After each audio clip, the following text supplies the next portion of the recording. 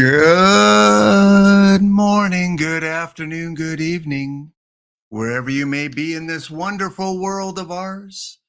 Talking a little bit quiet because someone in chat here had a birthday yesterday, and they might need a little bit of peace this early in the morning out there on the West Coast, closing in on 10 a.m. And I'm not talking about Ezra Denny. Once again, happy birthday. Shout out to Pops Don Goria celebrating his birthday yesterday. Always like to hear the birthday news. If you guys are celebrating a birthday, let us know. Welcome in, everyone. Thank you. Don't cut the D-Blockdragon for the raid. Oh yeah, thank you for the raid. Usually I have a nice little raid clip here. Here we go. It's a raid. It's a raid. We got a raid coming in.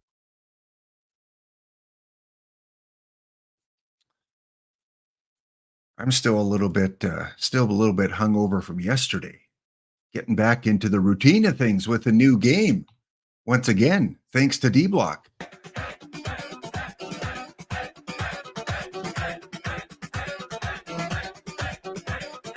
All right. Well, we are here on this Tuesday. And again, yesterday I went through the content map, and the content map said Tuesdays is going to be a day that I bring a D-Block on a little bit later. Where is my Tuesday schedule? Somewhere amongst all these tabs, there's a Tuesday schedule. I know it freaked the new people out yesterday. It's like, you realize this guy has like 87 tabs open? It's like, yeah, it's okay. It's slap. Just let him be. Just don't disturb him. Just let him do what he needs to do. Yes, my way of organizing things. I don't use OBS, so I don't have the, whatever they call those, the different scenes in OBS. I tried it when I started streaming, and I was like, I came across this program much better. So good to see you guys. We got a few follows here. Bloody Night. Actually, it's Bloody 990. Bloody 990. Thank you for the follow. 1 hour ago. Don't know what you were doing. Actually, it's 1 hour ago. Boy, good to see you here. We got Yeen TV. Brought to you live from Yeen TV. This is Laptop Hound, affiliate for Yeen TV. If you need another affiliate, Yeen TV, reach out. I can do, anytime from 7 p.m. to 9 p.m. in the evenings. Just give me a call. Yeen TV. I don't know what you broadcast, though. Maybe not. We might have to talk off screen. We have Scoot. You guys with your hard to pronounce name. Scootuchurd. Scoot. We have Scoot.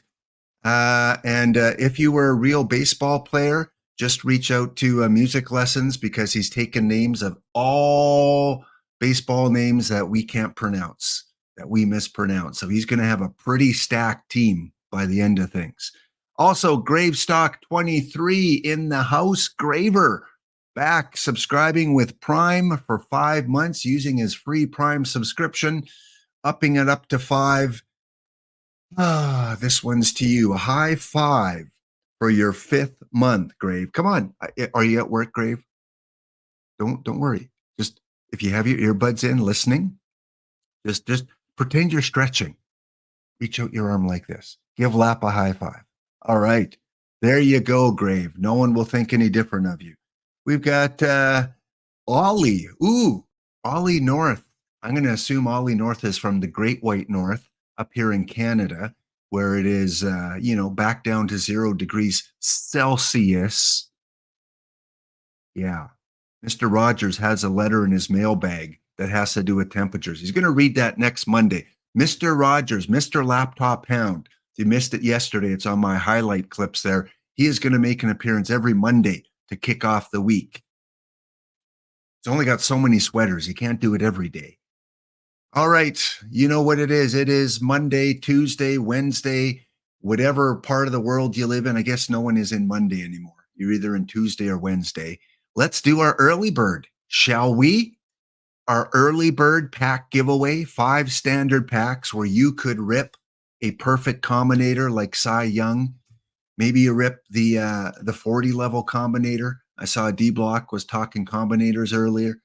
So let's give you some combinator luck. The early bird draw, OOTP 25, 5 standard packs. Let's do it. Look at those names start to come in. Woo! You need a close up. Woo! That's a lot of names in the entry so far. All right, let's bring that window back. Baseball 9847. See, that one I can pronounce. I can say numbers. 9847. You're missing one digit in your area code. Is it 09847?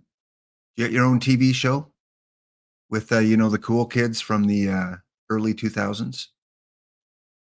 Thank you, Baseball 9847. Say hi in the chat after your 10-minute timeout, because every new chatter has to wait 10 minutes. Look at all those tickets. Anyone want to scalp some tickets? Hey, buddy, you want a free entry into Laps Draw? Psst, come over here. Hey, come over here. The guy with the trench coat over here. Come here. Want to buy an exclamation ticket? We don't do that on this channel. 53 entries so far. Holy smokes. Pops Dongoria is a new man after his birthday. He doesn't use exclamation ticket. He uses exclamation enter. He is a matured individual. Exclamation enter or exclamation ticket. GB Moore even coming in for the very first chat there. First time chatter. We also got Bill_IM. You like Dr. Seuss? Bill IM. You want to take a swill? Are you feeling a little chill? Do you like the pickles made with dill? Bill IM. Laptop Hound, copyrighted 2024. All right, there's your next book I can put out. Thank you, Bill IM, for the follow. And also with the free Prime subscription, RK Brace. What are you bracing for, RK? Or is it RK? Are you French? RK Brace. That sounds a little bit more distinguished. RK Brace. Welcome to the chat. And we got Mr. Numbers. Do you ever watch that? Did you watch that show, Barry Basher, Numbers? With the guy that was on Taxi that played the father on Numbers. That was a pretty good show because I'm not a numbers guy. I don't know if any of you know that, but I'm not really a numbers guy. And that was a good show because they did equations and they plugged numbers in and they solved crimes just by using mathematical equations. Yeah, that was a good show, wasn't it? See, Barry? I know my individual. I know my users. Those that contribute bits, thank you for the 100 bits. Intuition. See, I don't know numbers, but I know people. You ever see the show The Mentalist? I tried out and I just missed the cut.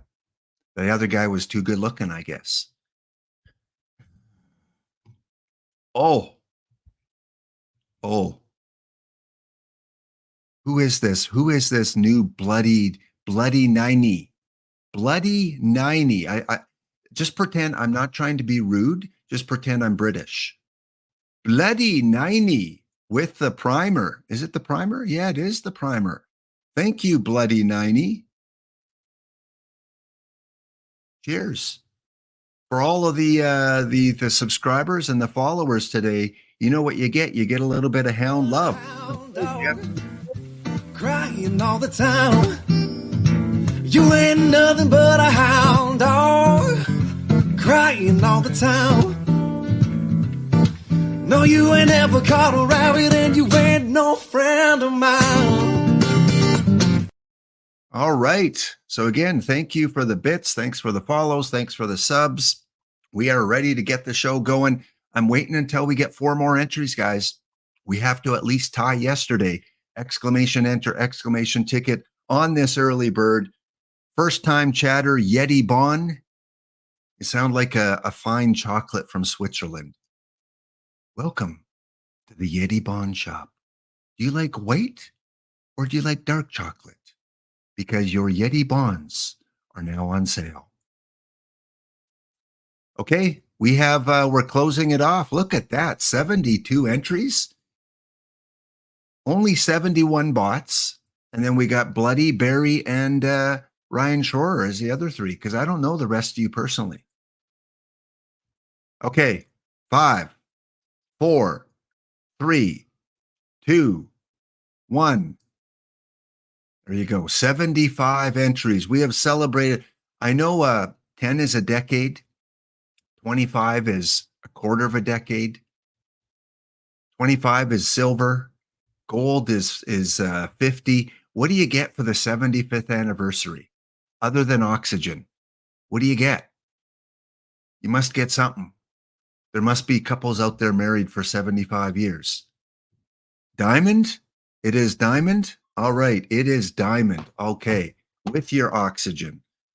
Our winner of our early bird special is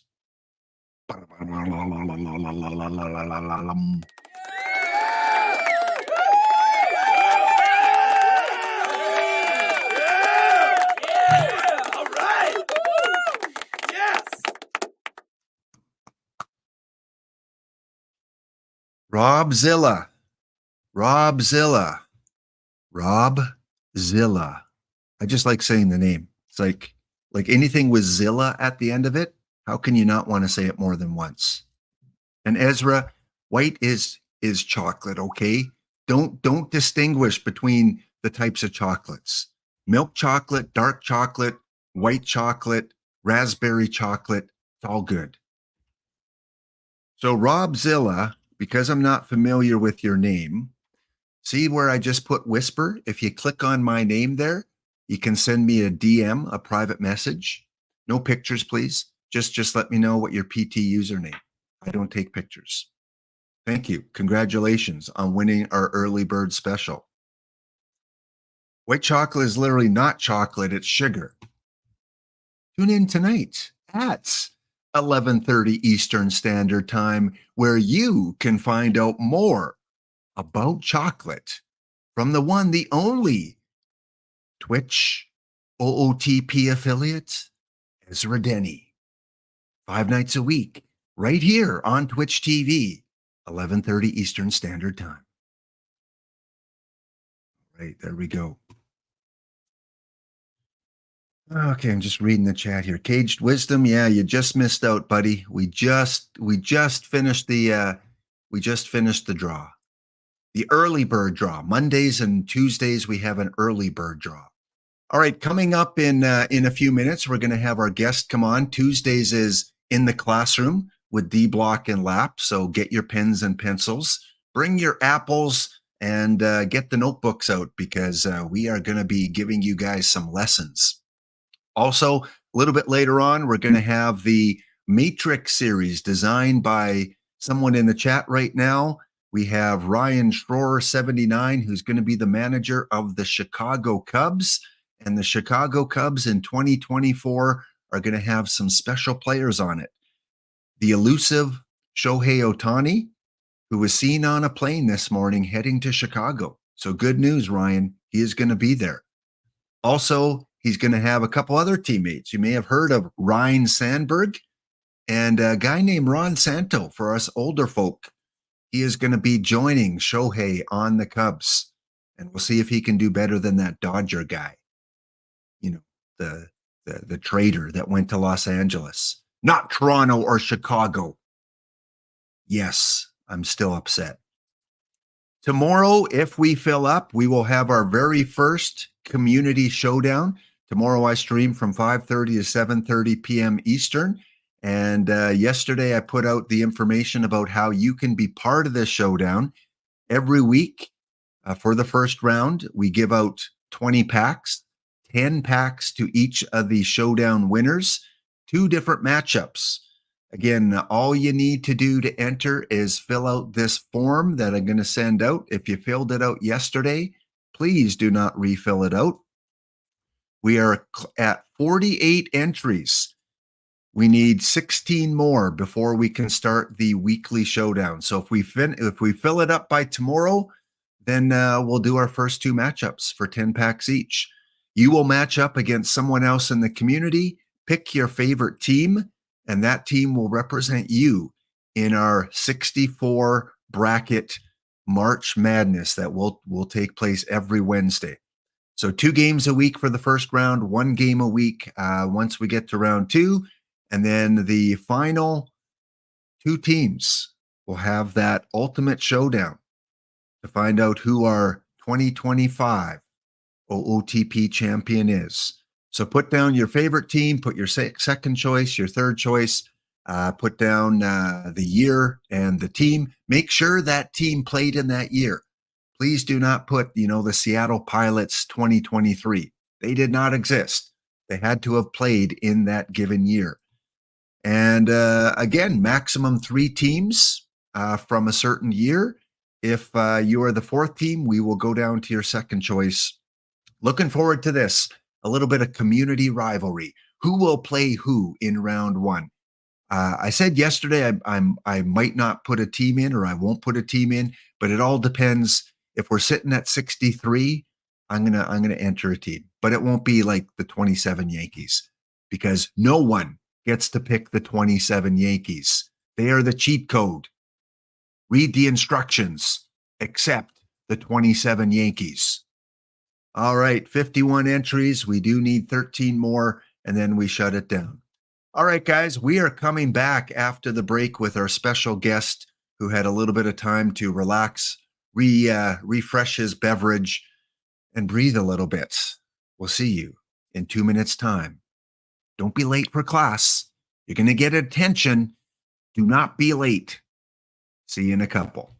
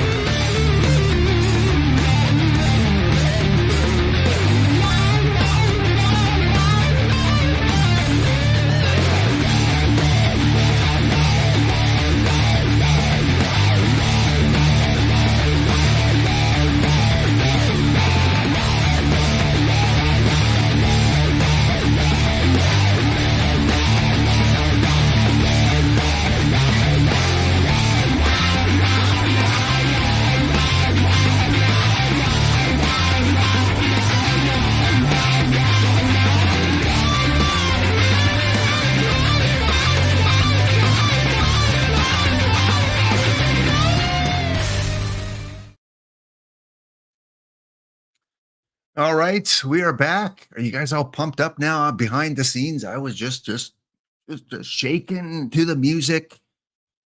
Kurzov 22 in the house. Yeah, no contest going on right now. There is no contest.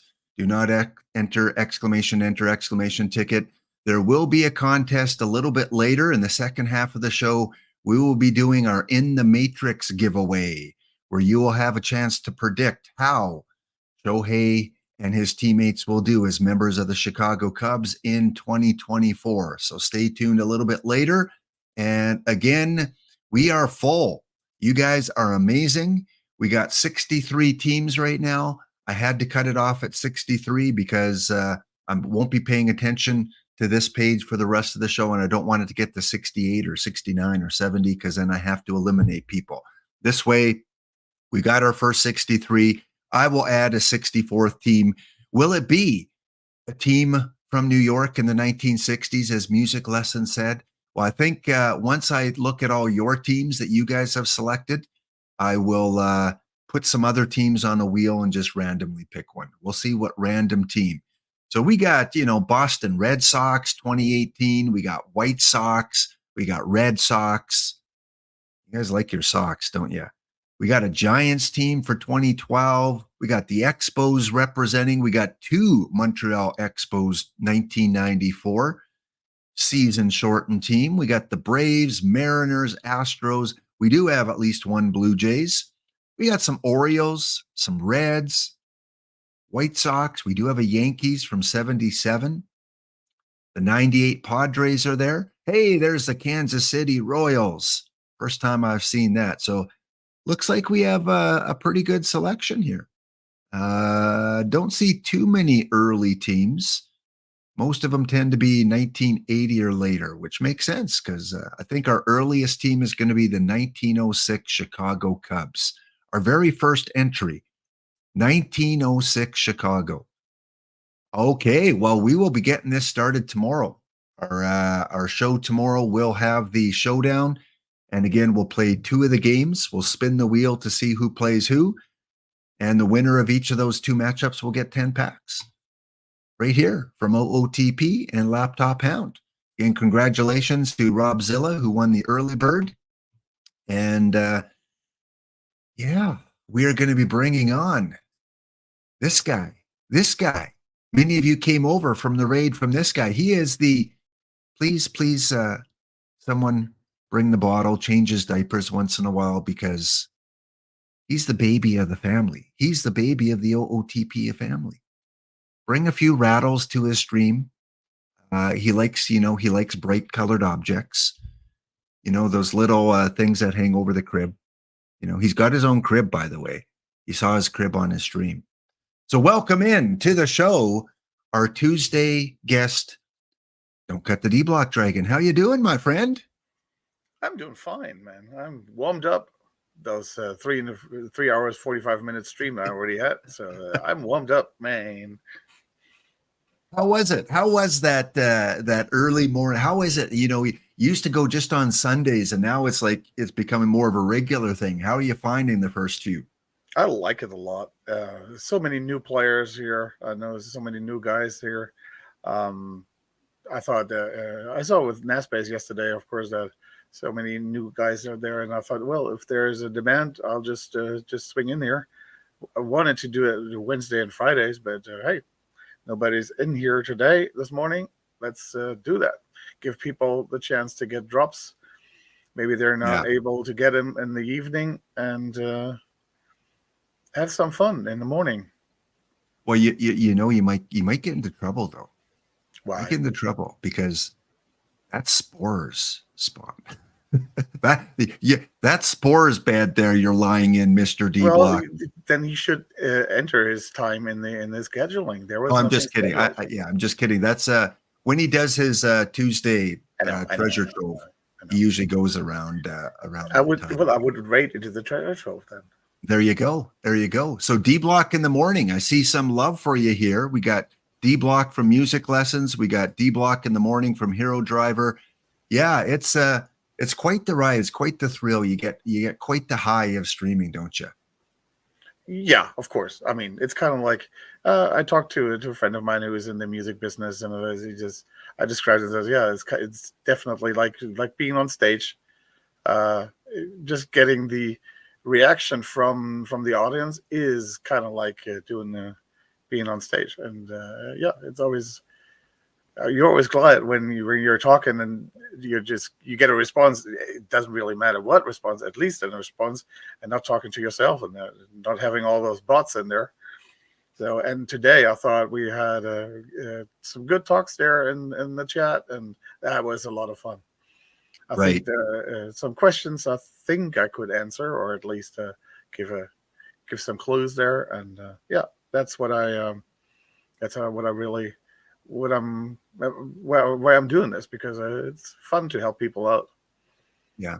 And as you, well, I guess this is your first really year coming in from the beginning with Perfect Yeah. Team. You played the base game many times, but have you noticed, like, what are your, as a person playing from the beginning of the cycle, what are some of your thoughts about getting involved with it right on day one? I did not expect it to be so overwhelming with the number of cards. And when I started in May, of course, I basically laid myself in a made bed. There were already metas out there, and people already did the work. And right now we are kind of like in a limbo, and we still don't really know what's working and what's not working, and is that a fluke that this is working right now? And um, yeah, this is still a little bit in a limbo.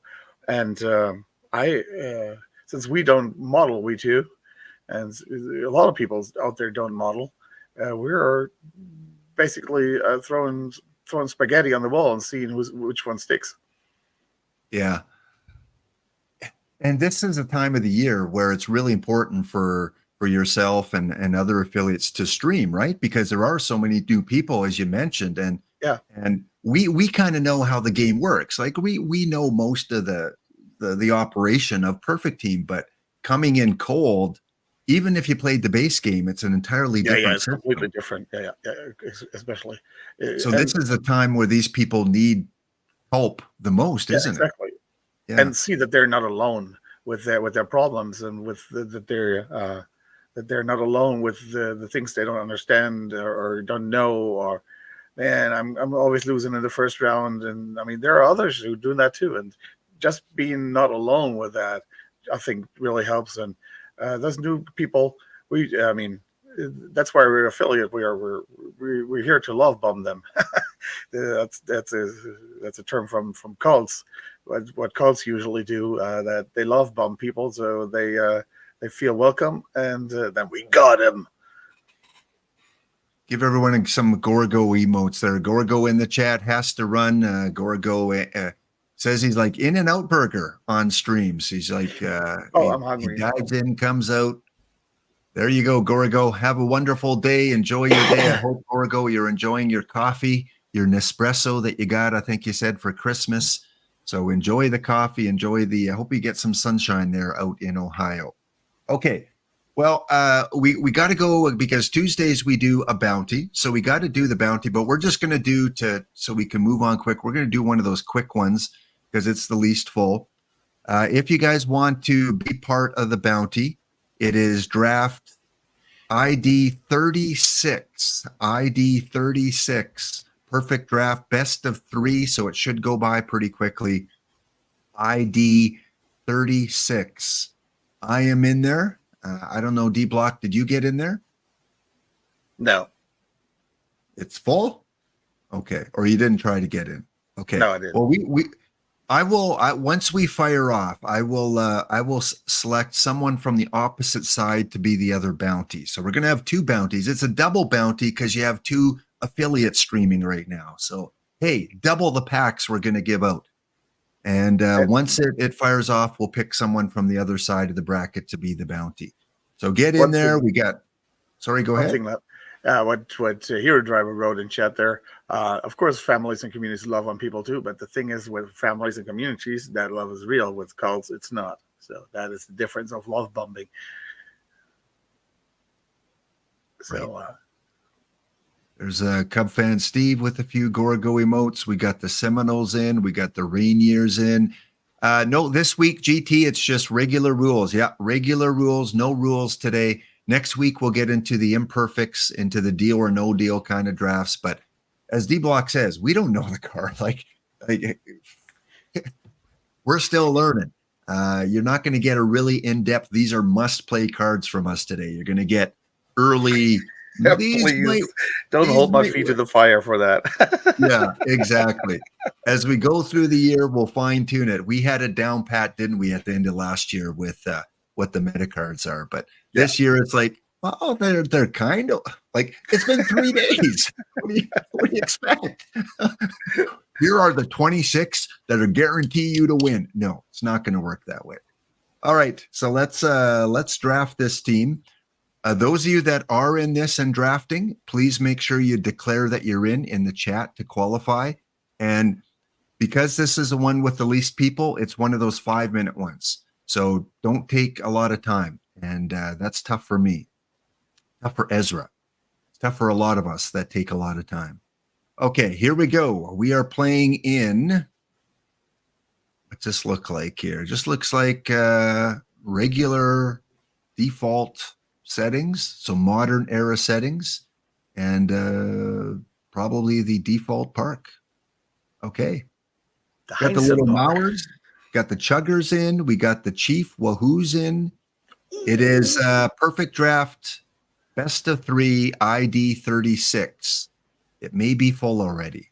I don't know. That is some choice, man. 4 cars you really want. Okay, well, we're doing this together. We're a bounty together since you don't have a team in.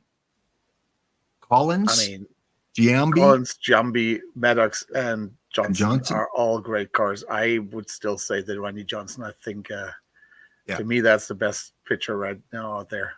Yeah. He's a guy I take in even regular drafts because he's just so dominant. And it's a best of 3. So if you get a little bit of rest in between rounds, he might pitch every 4 days. So yeah, we're going with Randy. Who would have been your second choice? Mine probably would have been Collins. I'm not sure. That Jambi card is pretty good too. And that Maddox card is also very good. I would have to think about it. Yeah. A little bit. The Maddox card is really good. It just doesn't have the stuff there. But yeah, I love them really. But very likely it's going to be Collins. Yeah. That, get that defense with that bat at second base. You don't get much better there. If this was anything before 1990, I would have went Maddox.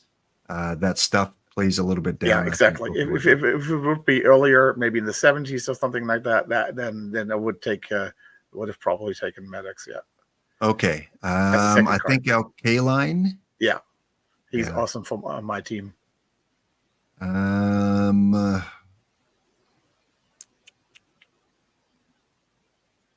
at that Drayback. Yeah, I was thinking the Drayback. Let's get 2 solid pitchers. Yeah.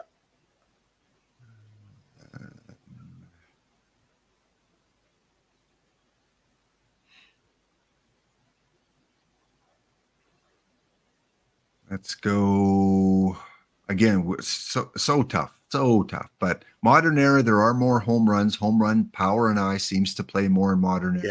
Yeah, I think so. I'm going to go with the Count just because I like the name. And 11. Oh. Remember the count from Sesame Street. Oh yeah. Will take 2. Oh, okay. We have 2:40 left. Oh yeah, plenty of time. That's like you can get a lot done in 2 minutes and 40 seconds. Yeah, I'm not talking. Get it done. Frank Chance is always good. Yeah. Yeah, Frank Chance is good. And Corey? Let's go Power. Power with Tony. 2 minutes left. Willie, I'm taking Willie regardless. Kevin Stalker? And Kevin Stalker, yeah. One of the great shortstops last year. Let's go with Stalker. Danger. If I would be rich, I would just get my guitar and play something. But I tried the wood flute, but when I was like in kindergarten. But that's it. Joe Blong is wrong for this draft, I think. Let's go with an Expo. We got plenty of time. What are you guys worried about? Come on. You guys are just starting to like too many of you are watching the clock. Don't live watching the clock. You better watch that we get a second catcher there. Well, we have 4 more to come. 4 more catchers. What do you kick back? Take Pedro. Take Sandy. What do I need? I need another left fielder. He's got power, a little bit of eye. Sure. Louis Arillo. This guy, left field, Walt. Davalda.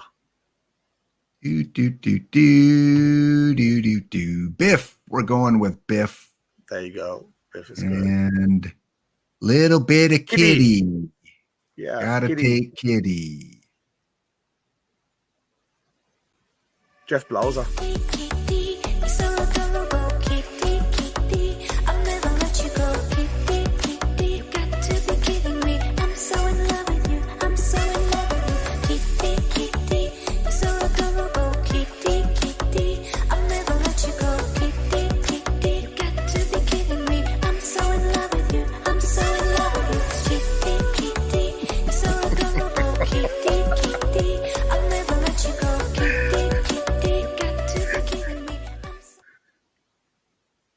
Ah, there we go. Anytime we draft Kitty, we got to play that song.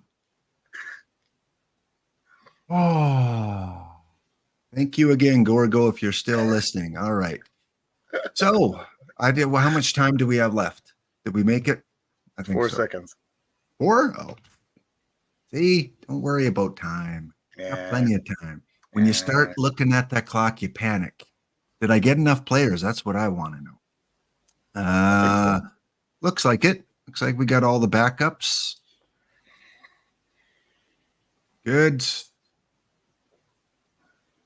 Regular era, so we don't want to mess with this too much, but great. Already the first download. Wow.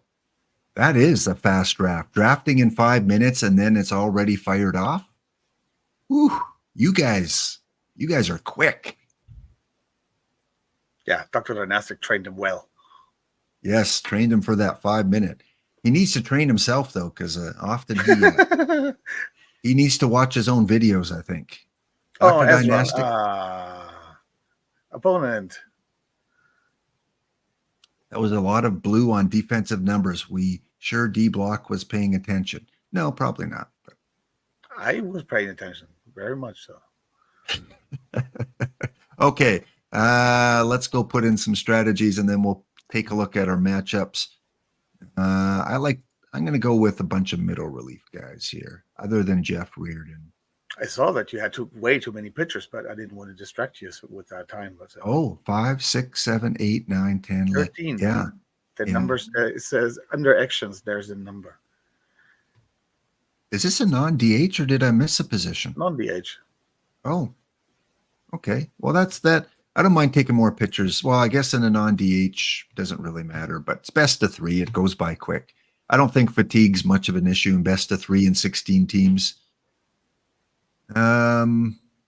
Strategy. Let's go put in a strategy. Again, from last year, I'm still using a lot of last year ones until we can see what works. Yeah, I got mine over there too. Just copied them over. Yeah, really easy to copy your strategies from last year. And let's see what else. I'm going to put speed up just a little bit this year.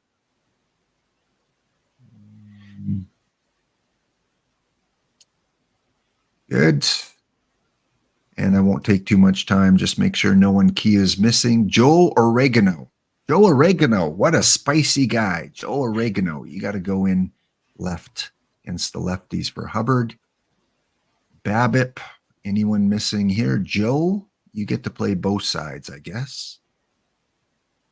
Who are my home run guys? Home run, power. Who's missing? Willie Mays. Ooh.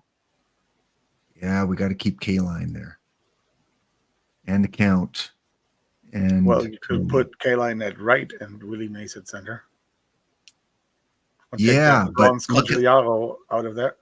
My 3 home run guys are all better than Willie, and they're all outfielders. Yeah, I said you could. Yeah. Not you should. Seeing if Willie has them. Willie's better eye. Okay, yeah. Willie, you're going to go in against the lefties. for Count, did we say, or Tony? Tony, I think. Tony, center. Oops. Center and right. Okay, good enough. Let's check out. D-Block, you do the roll call for the Tuesday bounty. On that other side. Oh, you want me to say who's in there? Yeah, Ooh. who's playing who? Get a better monitor here. Bismarck Larks against Families. I can't read that. Silos? Family Silos? I get that bigger. There. Cielos. Fargo Prairie Dogs against Scottsdale Chuggers. The Ezra Denny Starfleet Redshirts PCK against some other Canadian dude. Go, Gladiators, go! St. Paul Little Mowers against GT Sundown Sloths from the EMLB. That's Birmingham Sock Puppets against the Tacoma Rainiers. Cleveland Chief Wahoos against the Washington Park Rangers from Sean Sewell. The OK Whirlwinds PCK against the Hickory Claudette. And the Sarasota Seminoles against the Boondoggles Oranges. All right, there are our matchups. First game's going to fire off in 10 minutes. We'll come back to that as we go through the show. And when we come back from our break, we're going to talk about some of our favorite 3-day-old cards that we like to play. Who's the bounty on the other side? Oh, we'll announce that when we come back. We'll leave it in suspense a little bit. All right, guys. Back in 2 minutes. See you soon.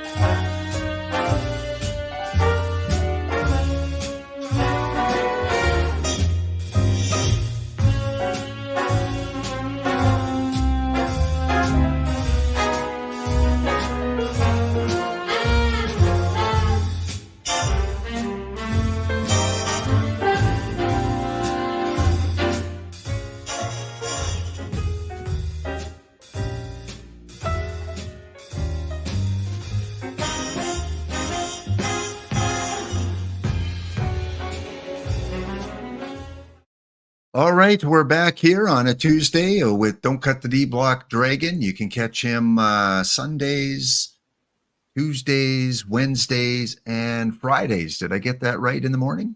Not sure about Tuesdays, how regular that will be, but at least Wednesday, Friday, and Sundays.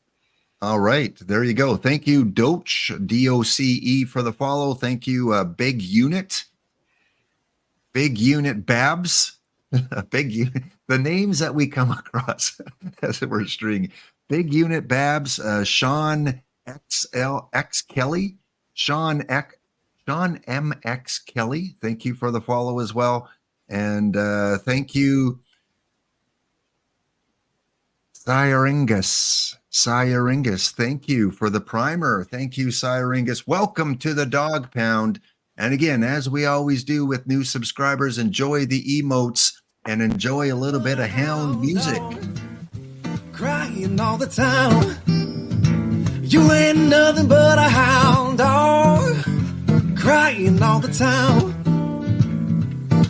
No, you ain't ever caught a rabbit, and you ain't no friend of mine. Were you an Elvis fan, D-Block, growing up? No.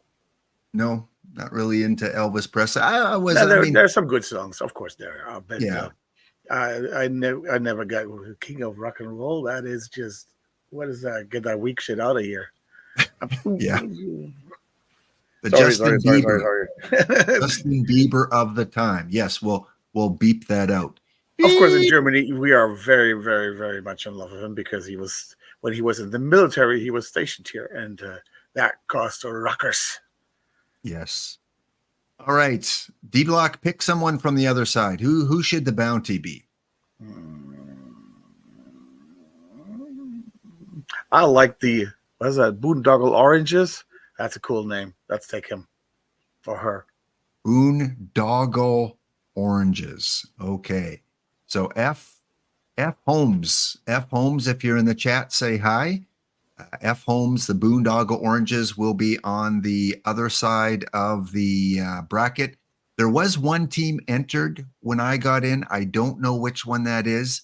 It could be Boondoggle or Hickory. There's a few teams I'm not familiar with.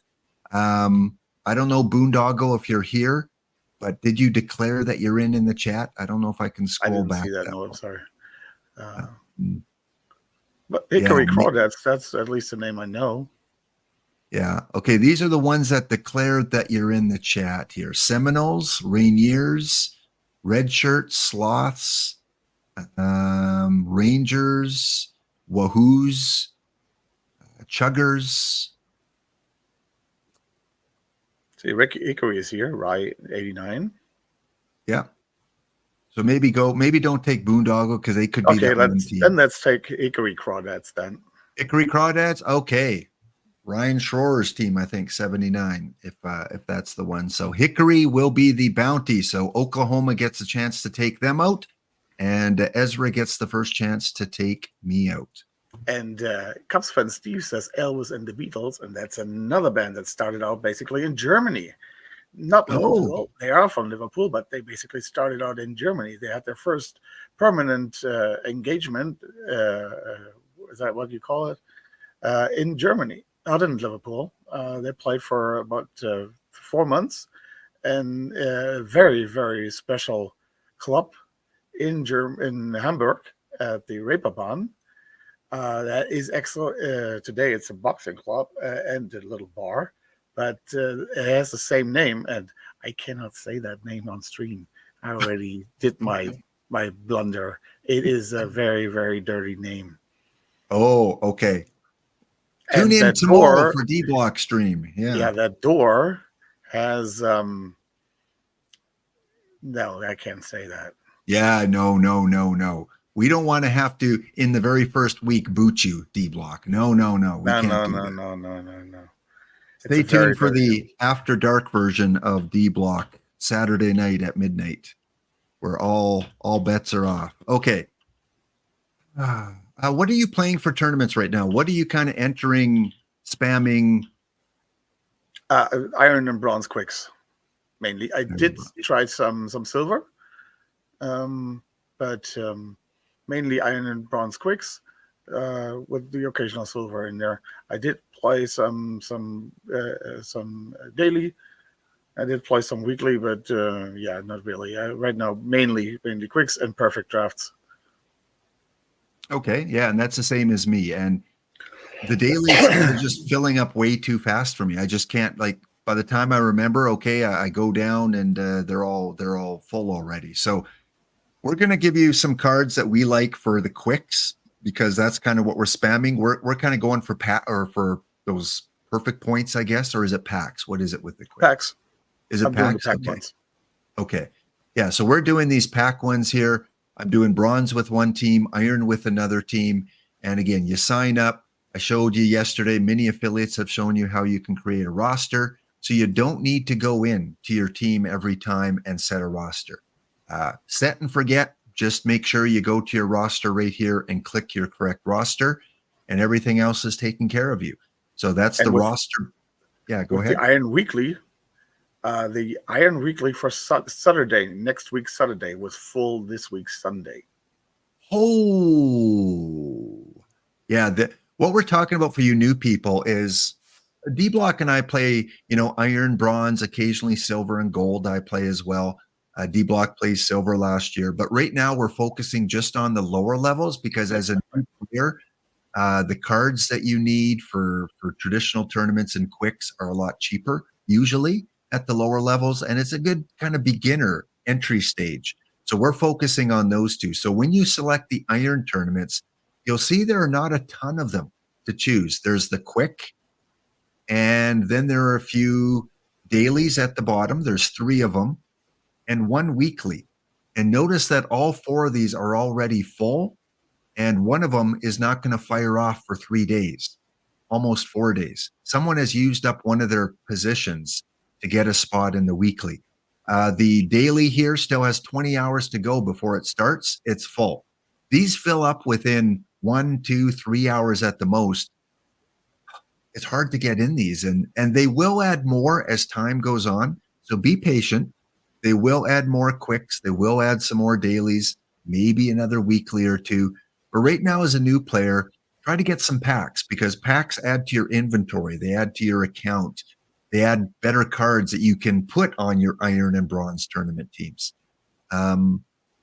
So yeah, if you get into one of the dailies, the reason why people fill up the dailies, if you're wondering why, because on the 4th tab over here is tournament rankings. We have special tournaments in OOTP called the PTCS, the PTMS, and then kind of the final World Series. And every 5 weeks or so, the top 128 teams from all 10 of these categories, you're in the top 128, you qualify for this special tournament. And so that's why people enter those dailies, because the only ones that count for points to qualify are the ones with stars and a number. So if I go back to my iron, notice at the bottom, it says star 2 star, star 2 star, star 2 star. These qualify for that tournament. So based on how you do in these tournaments, you get points. These quicks do not help you qualify. You get nothing other than the packs that you may win. So some players are more focused on qualifying for the PTMS. Others are just trying to win some packs. And right now, D-Block and I are just focusing on the packs. Once a week, you can go and check out the standings. For instance, they already awarded last week's champion. So if we go to the iron and we click on the week rankings, remember this was just Friday, Saturday, Sunday, 3 days. That's not a lot of time to get in there. So if you did decent in one of those tournaments, you probably finished in the top 128. LOLORTZ is the top iron. And because I didn't get in any, I don't think I did. If you're in there, it'll show your name in green. I'm just kind of looking to see if there's any green laptop. I think I got in 1, and I think I got like 2 points or something like that. Yeah. So like 200 anything, something like that. This was just a short one. Here I am here, 259. I guess I did get in one with my gladiators. But this next cycle will go from March the 18th, probably up until second week in April. And then not only do you qualify for the PTMS, but every week, the top 10 get some perfect points. You remember D-Block was at 50,000 for first every week? I think so, right? It was. Yeah. So 50,000. So and as Shorebirds, they beat me in one PTCS in iron, bronze, and silver. Kicked me out there, and all 3 PTCS. Those Dallas and Shorebirds. Wow. Some teams just have your number. Yeah. They just do. Same with bronze. Here I finished 4th because I did get in 4 tournaments in bronze. So I finished 4th. So I did get some perfect points. I got a prize last week for finishing in the top 10. So if you see one of those that are available, why not get your name in there? Otherwise, just keep spamming those quicks to try and win some packs. So Stacko Cakes was number 1 in that very short week. They got into 6 tournaments in 3 days. That's incredible. Yeah. Trying to get in all 6 of them. So there's your that Boiled Egg redeemed some Hound biscuits well, some they time did. ago already. Oh, okay. Yeah, usually when there's guests on, I don't pay as much attention. Got too many things going on. But boiled egg, this one's for you. Little bit of metal. Who let the dogs out? Oops. Who let the dogs out? Who let the dogs out? Who let the dogs out? Who let the dogs out? See little scribbled head up, I'll go, she really. There you go, boiled egg. A little bit of a cover version of Who Let the Dogs Out, because of course we're not allowed to play, the recorded music from the famous people because we get into trouble and we get taken down and we get our wrist slapped. Maybe someday in the future that'll be all opened up and we can just play whatever we want whenever we want. Although we don't want to take away money and royalties from the artists, of course. There you go, music lessons. You said that my intro song, you were waking up in the middle of the night to that tune. Now you have something different to wake you up in the middle of the night. Good or bad? Okay, there we go. Okay. Yeah, if you redeem Hound Biscuits, it may take me a while because we're focusing on teaching you guys. You can't distract the teachers here. Anything else about just the tournament setups and entering tournament that you want to kind of teach new users? Only thing that Nicolino just 10 minutes ago put up some new pop-ups. Oh, okay. And these you might as well enter too because they're free and you don't need to own the cards. So you can go into the perfect draft section and go down and the pop-ups where you can win perfect packs, 2 perfect packs and 100,000 like this guy did last week, 2 packs and 100,000 points. That's going to help you get started real quick. Do you remember who you pulled? Or waste that all because I'm so stupid to put it up to a vote what to do with that perfect points. And then not only I'm stupid enough to put it to a vote, but then allow multiple votes. Well, you're the baby streamer. Mistake. Yeah, baby streamers make mistakes. Yeah. So what did they have you do with your points? Buy silver packs. Oh, okay. I actually wanted to do the missions so I can have packs and cards to do silver tournaments and for my team. But now I had to buy silver packs. All right. Well, this is for you, the Benjamin's Poker.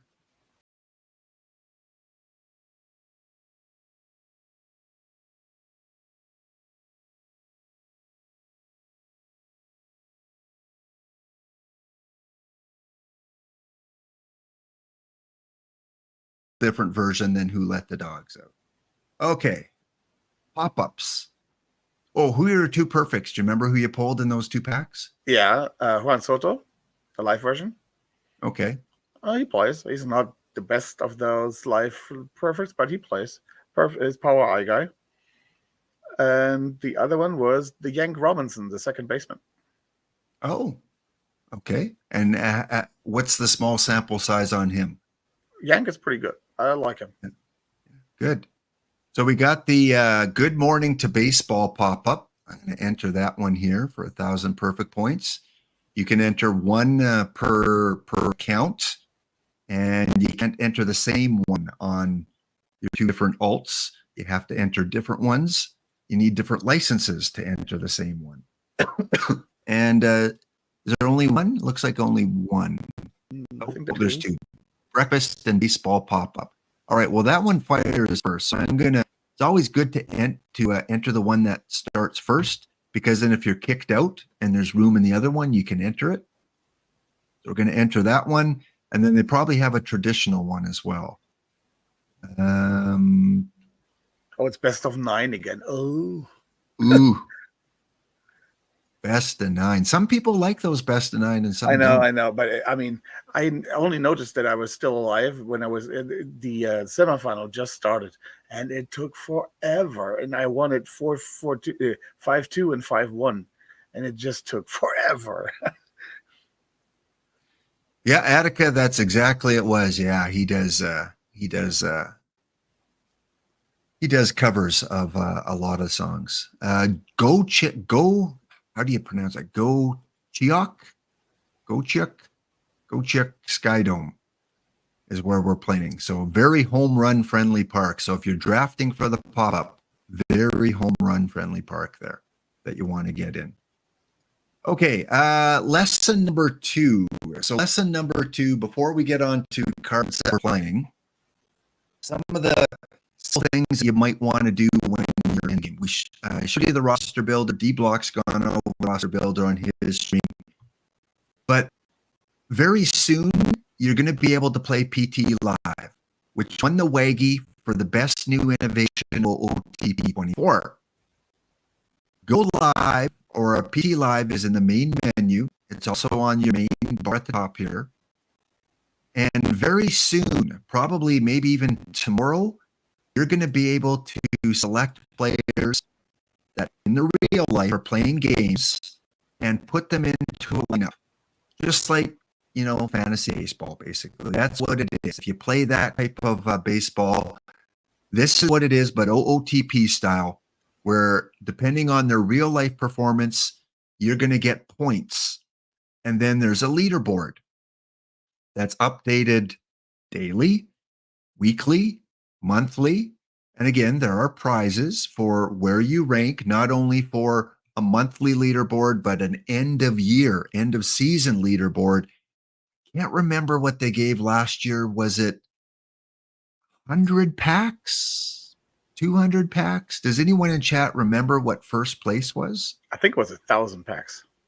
That much? Oh, geez. It was something big, though. It was like something that everyone was going, boy, next year I'm going to start playing PT Live. For Very the, easy. You mean for the end one, right? Yeah, for the end one. Yeah, Yeah. I think that was 1,000. Oh, wow.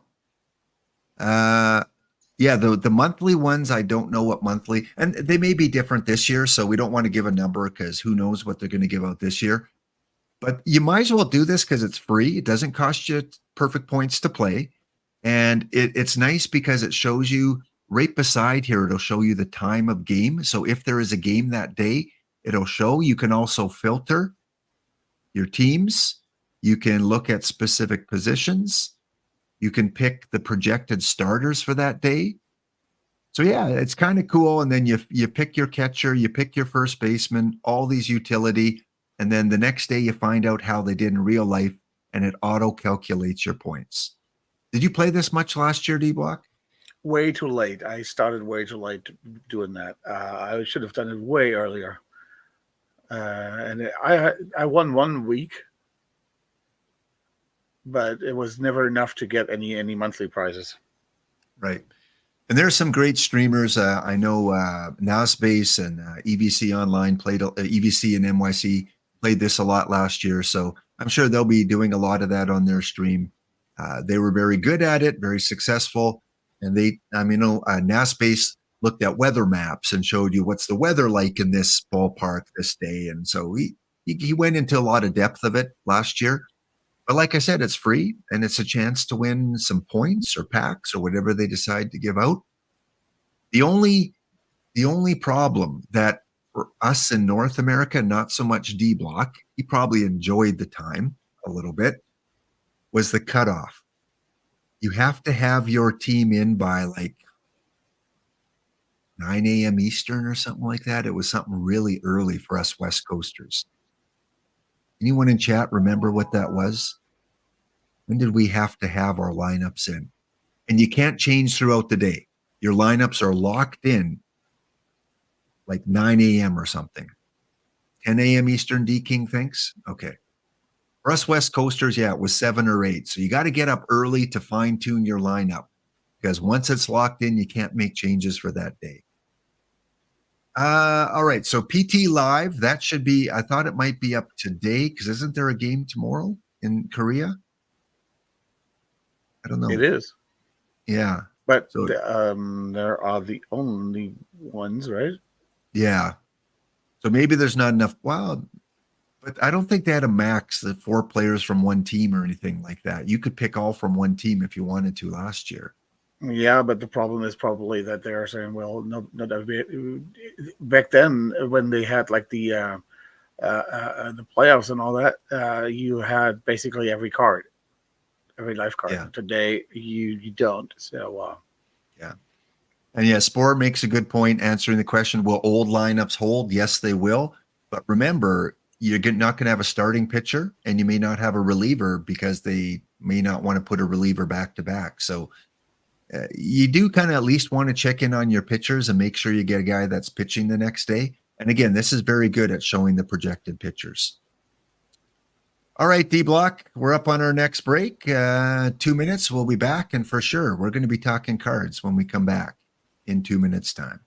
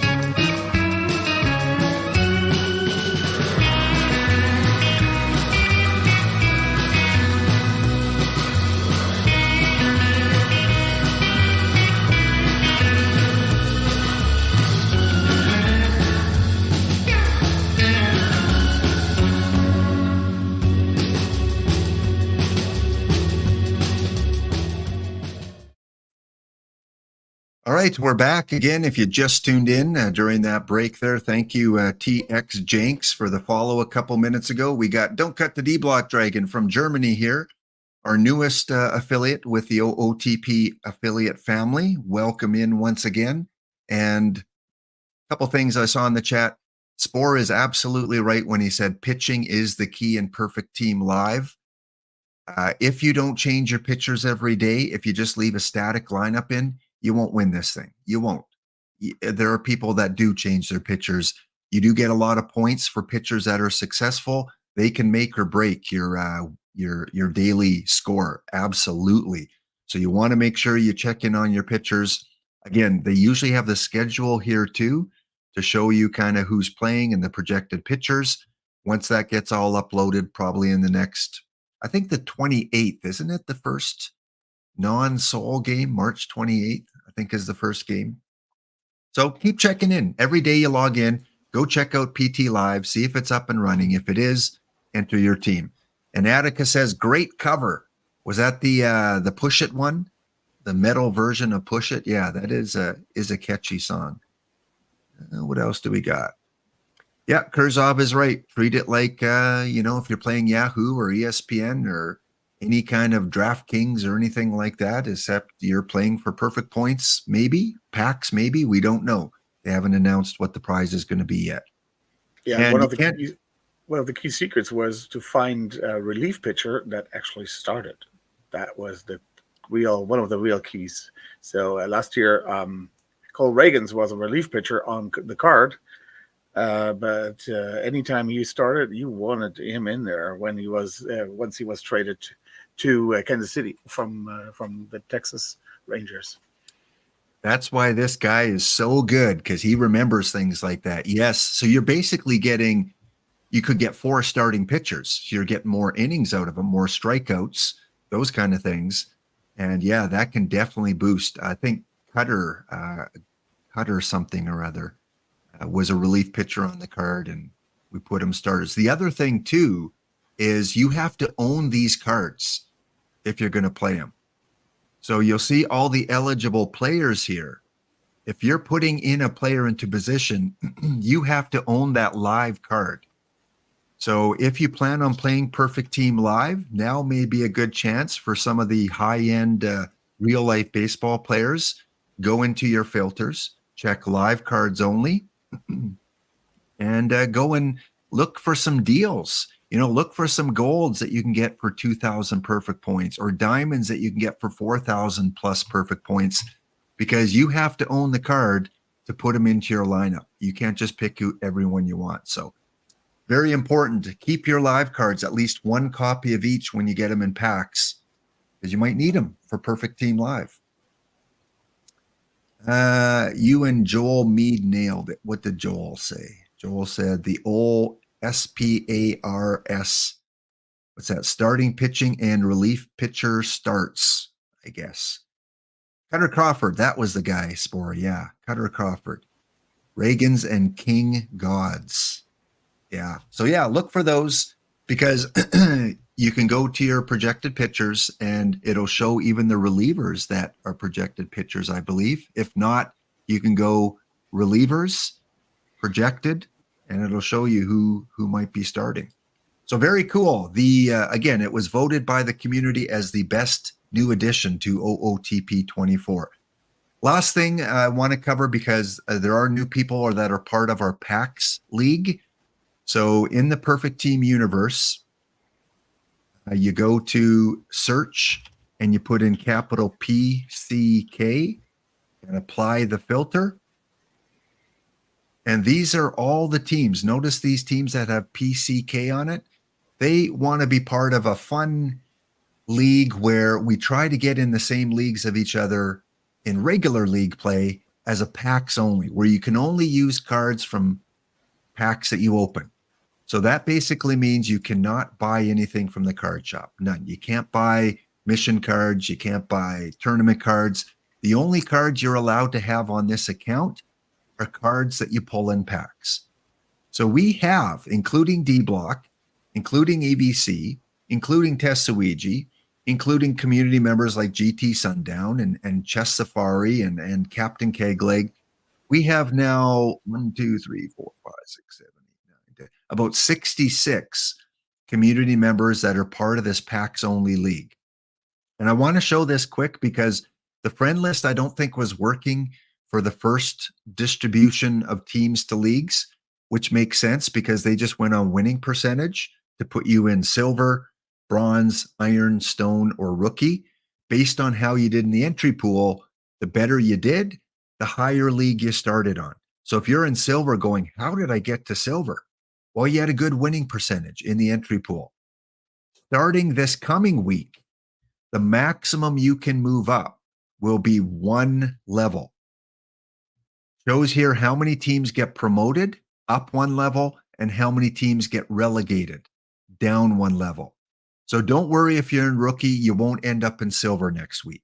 The highest you can go is stone, and the highest you can drop is staying in rookie. You can't go below rookie. So notice it says no relegations there. So if you are a PAX only team, or if you want to join this PAX only league, create a new account. You get 3 on your license. Make it PAX only. Put PCK at the end of your team name. You'll be put in the entry pool this week. And then what you need to do is go to your friends list over here. And because you can only be promoted 1 or demoted 1, if you are Beetle Boy, he is in bronze. So Beetle Boy would add everyone from here that's in silver, bronze, and iron to his friend list. He would add those 3 leagues. So he would go to silver, refresh, and add all these people to his friend list. He would go to bronze, which he is in, add all these people to his friend list, and he would go to iron, because some of these will get promoted to bronze, and add them all to his friend list. You should be able to add all the upper level, the lower level, and your level no problem, because there's not more than 30 between those 3 levels. So I am in rookie. So I added everyone in rookie except myself. I don't need to add myself. And then I added everyone in the entry pool because that's the level below. So I got to add Jenks. And I added everyone the level higher in stone. You see, they're all added to my friend list. So when I show only my friends that are packs only at all levels, you'll see they're all either rookie, entry pool, or stone. I don't need to add the other teams because there's no way they'll be in my league next week. It's impossible. So if you're a packs only team, please go and do that at some point this week. Try not to forget before Sunday. Otherwise, it'll be just a random league you're put in. And also, you need to go to your settings, your perfect team settings on the far right side or at the top, and make sure this league placement setting is use friend list. Make sure that's set and then hit submit. Exact same procedure if you're in EVC's theme teams. So where did you get placed, D-Block? I am in, what was it? In Iron. In Iron? Okay, so we might come across each other soon because I'm in rookie. If you drop and I go up, well, hey, we might be in the same league. I have a positive record so far. Double Twitch 48 is asking again for where you can find that friends list. Okay, Double Twitch. So you go to your league, not your tournament teams. You go to your league, go up to main, universe. All right, once you're here, click on managers and rankings. Then what you want to do is in the search user, put capital PCK, click apply. That will show you all the packs only teams because they have PCK at the end of their name. Now, whatever league you're in, go to that league here. If you're in Iron, click apply. Friend all of these people, click on add as a friend, and then go to the league directly below it and the league directly above it and add those people to your friends. That way, if you're promoted, you'll be with those higher ones. If they're demoted, they'll be with you. Hope that makes sense there. Double Twitch. But again, this is for only packs only teams. If you bought any cards on the card shop, please don't join because your team is already non-compliant. Okay, we only want teams that are packs only right from the very beginning. Otherwise, you get a little bit of an edge finishing missions and buying cards and things like that. All right. If you cheat, I have you banned forever. Yep. No packs for you. No packs for you. Okay, D-Block, we have come to that time. We are going to go through some of the iron and bronze cards that we've kind of found successful in our 3 days of play. And how have you done in these tournaments so far? Have you had some success? The iron one's wasn't that bad. Bronze is a little tougher, but won some Iron Quicks, placed in the final in Iron Quicks. I don't think I've won. I don't think I won a Bronze Quick, but I've been in the final there. All right, I'm just checking mine. And again, for you new players, if you want to look over your results, you can go to your tournaments at the top. And then every tournament that you've entered, whether it's a perfect draft or a quick or a traditional tournament, they will be listed here and they stay for 3 or 4 days. After that, they disappear. Here you can examine your results and it will show you how you did in that tournament. So I've got a second place, winner, second place. So it's hit and miss. Again, the same team can lose early and it can win the whole thing. So like I said, we're trying to evaluate cards early on, which is very tough to do. Yeah, and sometimes sometimes you have to just the bad luck of the draw that you playing the winner of the tournament in round one, and then you're out in round one. It looks terrible, but like yesterday with the where was I? Was that with you or was it with no? It was with Dr. Dynastic. I lost in the first round against. I was the only team that got a win against the eventual winner. They swept every other round. So I thought I had a pretty good team, and but of course I lost in the first round. It was kind of like, well, yeah, okay. It's like the But 5L. actually, I did best against the winner. So Yeah, and that happens.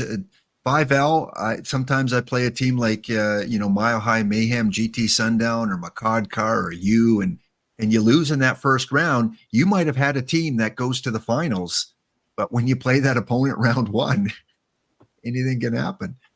hey, Brent, Oh, how you doing? Brent's in the house. Blue Void 17. He's calling you Cap and Cap and D Block. yeah, Cap. Captain Laptop. Well, my Discord emote or my Discord avatar is Captain America, so that would make sense. Yeah, that one hockey video, you going down the river there on your float. Yes, yeah. All right, good to see you guys. Well, here we go. If you're new, D Block and I started this tradition on Tuesdays where we recommend some cards you should get into your Iron and Bronze lineup, and we've been pretty successful. Not to brag or anything, but we've done okay in Iron or Bronze. We've qualified for the PTCSs. We've won tournaments.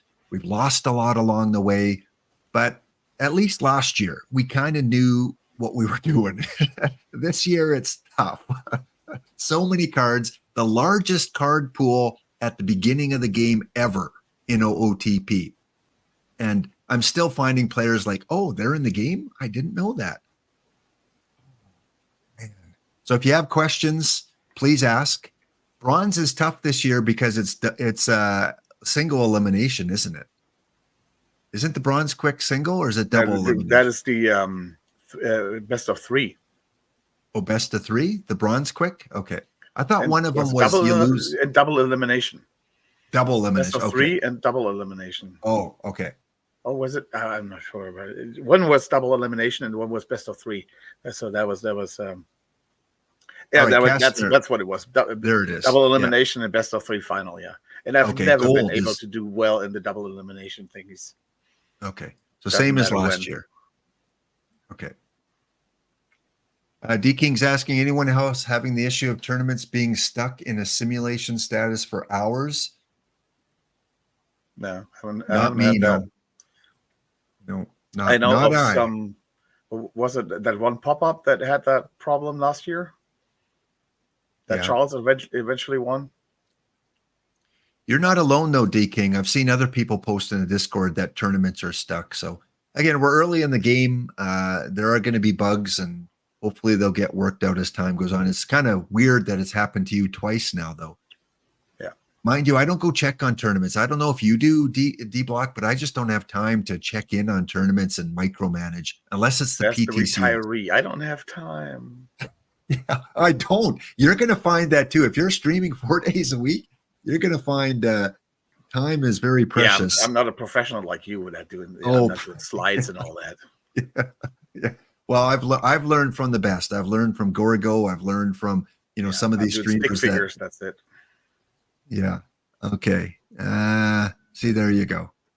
Yeah. Take it easy on me. I'm Canadian. No, but I actually do just to look at what other people are playing there. So yeah, take a look over like the semifinalists, the 4 teams. I'm looking over what they're playing and okay, get it in my head.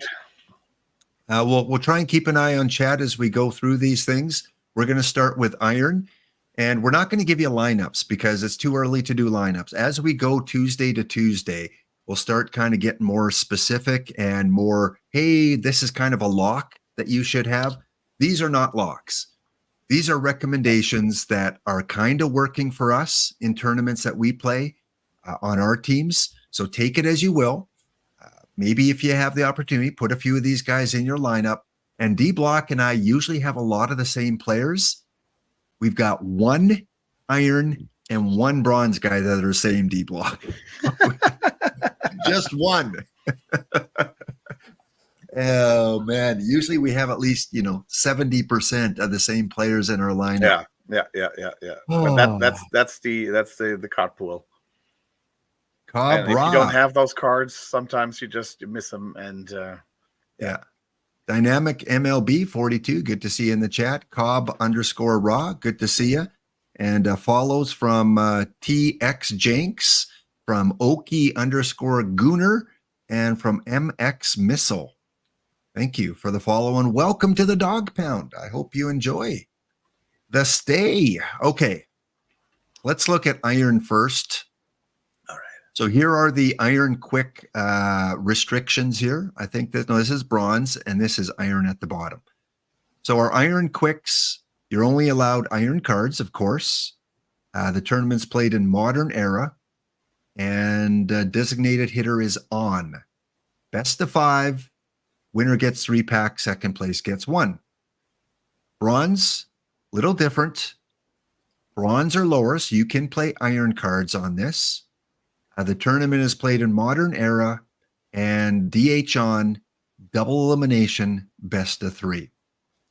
The reason why we do these on Tuesdays is because eventually, within a month, 2 months, Paul Sporer, the content creator, has a Tuesday release set.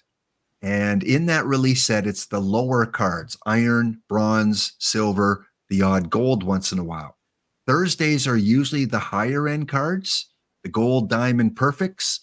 Usually we get these lower level cards on a Tuesday. And so once Sporer has done presenting them, D-Block and I come on and we kind of, do our analysis of which cards we think you might want to get on your rosters. So that's kind of how this originated after Sporer's Tuesday Treasure Trove. And now while we're waiting on the first one, we're going to kind of give you cards that we use. So let's start with this slide here. I know you've shown it. Credit to Aster31, Exto4S, Follow Durden. For those that haven't seen this before, D-Block, kind of tell them what they're seeing here. Well, this is since we do have different eras, and different eras have different hues of pitching, and how many pitches pitcher are doing, and this is an overview of how many starting pitchers you should have on your team and in your starting rotation. And do you really need 12 or 11 or 12 or 13 pitchers on your team? Or if you go back further in time, for example, look at the golden years, you only need like 3 starting pitchers. So that means that they go very far, very deep into games. So you don't need too many relievers either. So that's basically 8 pitchers for the golden years, which means you have 18 slots for hitters. So you can go crazy with platoons and not worry about your pitchers running into fatigue problems. So hopefully you guys have this screenshot and saved on your computer. Notice there is no era that they recommend 4 starting pitchers.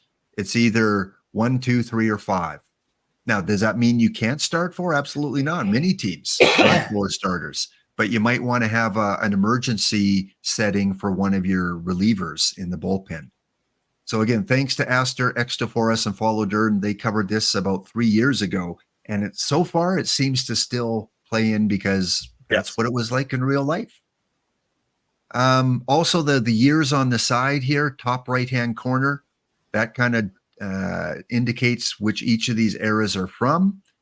And if you're drafting dead ball, don't draft 12 pitchers. You need 7 or 8.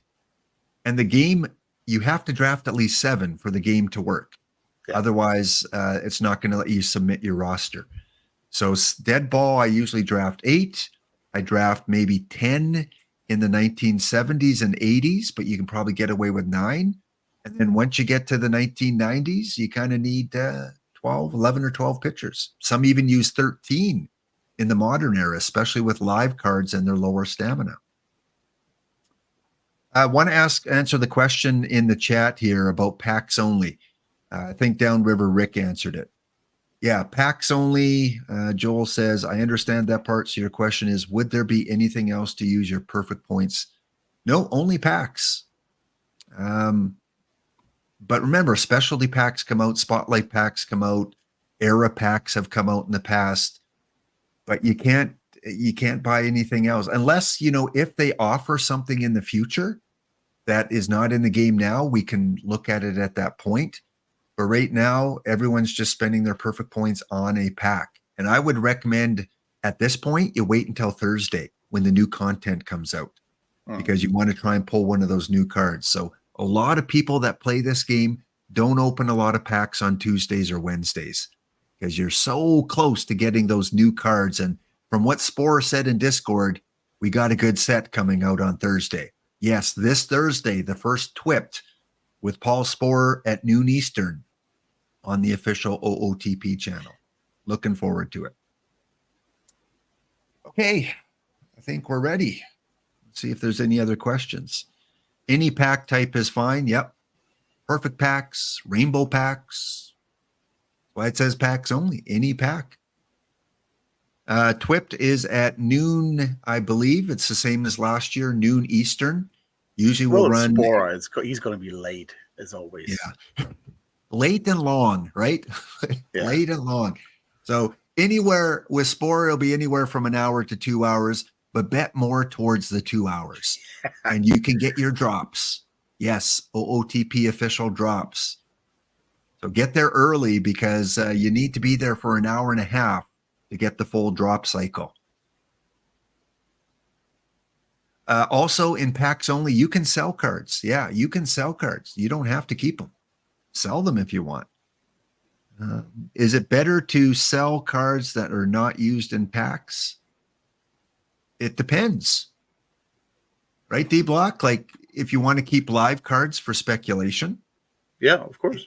Especially if you know that there is the overhaul of the live cards at the end of a month. They will always check the how they did in real life and adjust the card accordingly. So last year there was the Cole Reagans was an iron card. Then he got traded to Kansas City and was a starter and was actually the pitcher of the month. And he went from that basically a card that you could get for 5, 6, 7, maybe 8 points, went to a card that had a quick sell value of 100. And yeah, that was so you if it's from silver to from iron to silver, that's like 100 points. Maybe you make like 90 points by it. That's not too much. But if that happens from silver going to diamond, which also happened, that's something from going from 100 to 4,000 points, quick sell value alone. Yeah, the boost going from like an iron card to a gold card is just amazing, and then going from an iron to a perfect, or from maybe a silver to a perfect, that's a huge jump as well. I mean, if you have 10, 15, 20, what a lot of people will do. So here's our tip number 4 with live cards. If you watch real baseball and you see a guy having a good week, a good couple of weeks, check out the card shop. And if his price is still fairly low, buy some up. Use your perfect points, except not packs only. You can't do this on a packs only team. But on other teams, buy them up, because if he goes from a silver to a diamond, instead of being worth 1,000, he's worth 4,000, because the diamond value goes up. If he goes from a diamond at 4,000 to a perfect, you're going from 4,000 to 20,000. Huge gains there. And Also, you'll kind of know to do the opposite too. That Yeah. if you know that this is a live perfect and he is doing very poorly, get rid of him very quickly. sell them, because he could go all the way to a gold, and what used to be a 20,000 perfect point card is 1,000. You gotta pay attention to real baseball, and you'll be able to see too, because you'll go in the card shop and you'll see a player and his prices keep going up, the sell prices, and you're like, why are his prices going up? That's because he's probably doing well in real life, or he's part of a mission that's important. And you just got to keep an eye on things. You are only allowed to buy and own 10 of one specific player. After that, if you get that player in a pack, you get them. So you'll have 11. But you cannot purchase and own at the same time more than 10. That's how it was last year.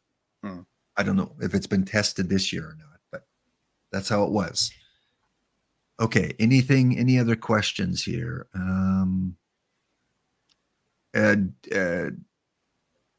Where did I see it here? Yeah, Dynamic said it is in a packs only team. It's hard to finish missions. Yeah, but that's part of the fun of it, is trying to get those cards you need in missions in those packs. That's part of the challenge. That's why we're doing this. And that's why we're trying to group together. So nobody really, I mean, you have a disadvantage against everybody else, of course, who's not doing that. But since we are trying to bunch us together, that we're in a league, that everybody has the same disadvantage there. So. And Joel, running 2 teams is fairly easy, especially if one is only packs only, because you just go and you open packs. You open packs and you put the better cards in your roster, and maybe you do some PT live, and you don't have to focus as much on that team because you're not worried about, looking for cards on the card shop and looking to complete missions. And no, you're just opening packs. So I think you can easily run 2 teams if one is a packs only. There are some people that run 6. I cannot run 6. But 2, I think, should be really easy. Don't you think, D-Block? Like one that's packs only, one regular. I ran 10 last year, so yeah. There you go. Yeah. And he's still with us, folks. He's still here. He's come back for a second time. What else do we get? How do you get in the packs only league? JOBN. When you create your team, whatever your team name is, Edmonton Trappers, it would be Edmonton Trappers PCK. You have to have the PCK at the end of your team nickname. That will automatically put you in. And then go back and watch the first half hour of this VOD where I explain how you have to add friends to your friend list. Go and find that part of the VOD. D King is saying 10. Sheesh. Yeesh. 10 might be a record. Might be a record for someone that continuously checks in on them, for sure. D-Block checked in on all 10. He was a machine. 9 of those 10 reached Diamond League. How many reached Diamond? 9 of 10. Only the cover bet silver. That's the only that only reached gold. Everybody else reached Diamond League. Every other team. Didn't stay there. Sometimes got relegated again, but I reached with 9 of 10 teams. I reached Diamond League. Yeah, even with the Dick Shots dugout. Yeah, with the theme team. And some of those. What was the latest that you started one of those teams? That was the 3 cover bet teams. The latest one was the silver because that was delayed by 3 weeks because I did not get the confirmation email. So that was a problem there. But the other 2 cover bet teams, both the bronze and the iron, they both went to Diamond League. The iron went in the minimum in 6 weeks. And so was that like September, October? Like what time period did you start those? Was I gave myself 8 weeks till Christmas so it was 8 weeks before Christmas. Wow. So here's a guy that started some teams like in late September, October. And 10 teams is not a record, but having 9 get to Diamond, that's quite the feat to have 9 teams. Because highest was 6 at the same time. That was the highest. Wow. Yeah. Okay. So yeah, D-Block knows how to run multiple teams. So I think if you want to run 2, remember you get 3 free ones per account. Plus you get a 4th one when the mobile version comes out. That's how it was last year. Okay, let's do this. When Spore does his Tuesday Treasure Trove and is twipped for you new people out there, because you've never really seen this yet, he will present a number of cards. It's anywhere between 10 and 25 cards that will be released. And you'll see a slide like this where it shows you the rating and all the individual ratings for that card, whether it's silver, whether it's bronze. And then after the Tuesday Treasure Trove, D-Block and I come on and we try and break down, can we fit this guy in our lineup? What's he good at? What's he not good at? Who would he replace? Those kind of things. So stay tuned on our Tuesday tutorials as we move forward. So cards we like in Iron. I'm going off a 4-game sample size where I finished first a couple times and second a couple times because at least those cards went further in the tournament. I don't want to look at a 1-round card result. So I looked at results from going deep into these tournaments. A lot of live cards are doing well for me. And one pitcher that I really like is this Brandon Bielik. I don't know how you say his name, from Houston.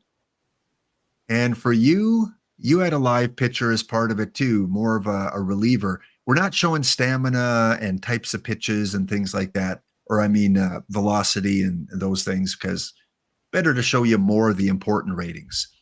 So D-Block, in terms of your iron profiles, before we talk about that, we'll show a couple more, but there's 2. You got the high stuff, you got the control, you got the pitcher BABIP. Last year, this was kind of the profile that really worked for us, wasn't it? Yeah, especially if you do not have him in modern settings with that home run suppression there. And I probably wouldn't start this guy with that lineup, especially in the modern, since the quicks are all in the modern setting. I probably wouldn't start him. Why not? But because of the home run suppression, that is just too low. Right. We already have some very, very high power guys out there, and they will they probably crush this guy in modern settings. But as a reliever, I'm willing to take that risk there. It's no Timlin with Mike Timlin with a 20 home run suppression. It's a 56, 54, 47. That is still high enough for me. And with that stuff and that control and the PBABIP, I think I can take that risk. And he has been doing very well for me in tournaments in my bullpen. And again, remember on that chart that we showed you earlier, if you're playing any kind of tournament, I would say from 1990 onward, 1993 onward, power years or modern era, yeah, you want to make sure this home run suppression is fairly high for your starters at least. And yeah. I've seen in the Discord, a lot of people are confirming that in OOTP 25, home run suppression in those 2 eras is really key. Chat, you can probably confirm if you're finding that as well. But for a reliever, yeah, I think you can take your chance and go with your higher stuff and control guys for sure. So this, especially that stuff with that control, is pretty rare in iron. Yes. Usually, if they have high stuff, they don't have the control. And this guy has both, and that really helps. And I usually play him actually as my closer. Played him, and he did very well so far for me. He doesn't blow anything. If something bleeds gets blown, then it's usually the guys before him. He doesn't do that. Big unit. Big unit is asking, does the anniversary pack count? Yeah, it's a pack. Even if it's a choice pack where you have a choice of cards, it still has that wrapper on it. Anything with a wrapper is good in the packs only. What else? All packs counts. Okay. So yeah, that's what we're here for, to try and give you beginners some basic starting points, like home run suppression for modern and power eras. You gotta try and find pitchers with that. As you go further back, a little less important, and in dead ball, not really important at all. So in 4 tournaments where I went to the finals, this pitcher here went 7-2 for me. So again, small sample size, but just a card I wanted to point out. Next up, a couple historical pitchers. Notice that, my first guy had lower stuff and control, and my second guy has lower stuff and control. And you've got one with low stuff with Bob Forsch. So Bob Forsch and Hell Dews. Anything about Forsch that you're noticing? What I'm focusing on, he is extreme PBABIP and control guy. I don't care about the stuff. I don't strike him out. Well, it doesn't matter. With the PBABIP is high enough. I don't care about that. He doesn't give up too many. I mean, the home run suppression is on the border, I think. I would love it to be like the 87 that you have over there, but of course yours is a little more. Is of course pretty too. Yeah. But it's on the border there. But as a starter, that's the shape I'm looking for: control, PBABIP, and then home run suppression. Yeah, and again, this quick we're talking about is modern era, so these are kind of cards we're using in this tournament. And ignore the types of pitches where it says fastball, curveball, changeup. Just don't worry about that. Don't look at that and go, he must be a really bad pitcher. Forget about it. We're seeing a lot of cards where the pitchers, like we didn't see this last year, did it? Unless it was like an Iron 40 live or something. We didn't see. Yeah. We didn't see those numbers. Yeah. So ignore the types of pitches.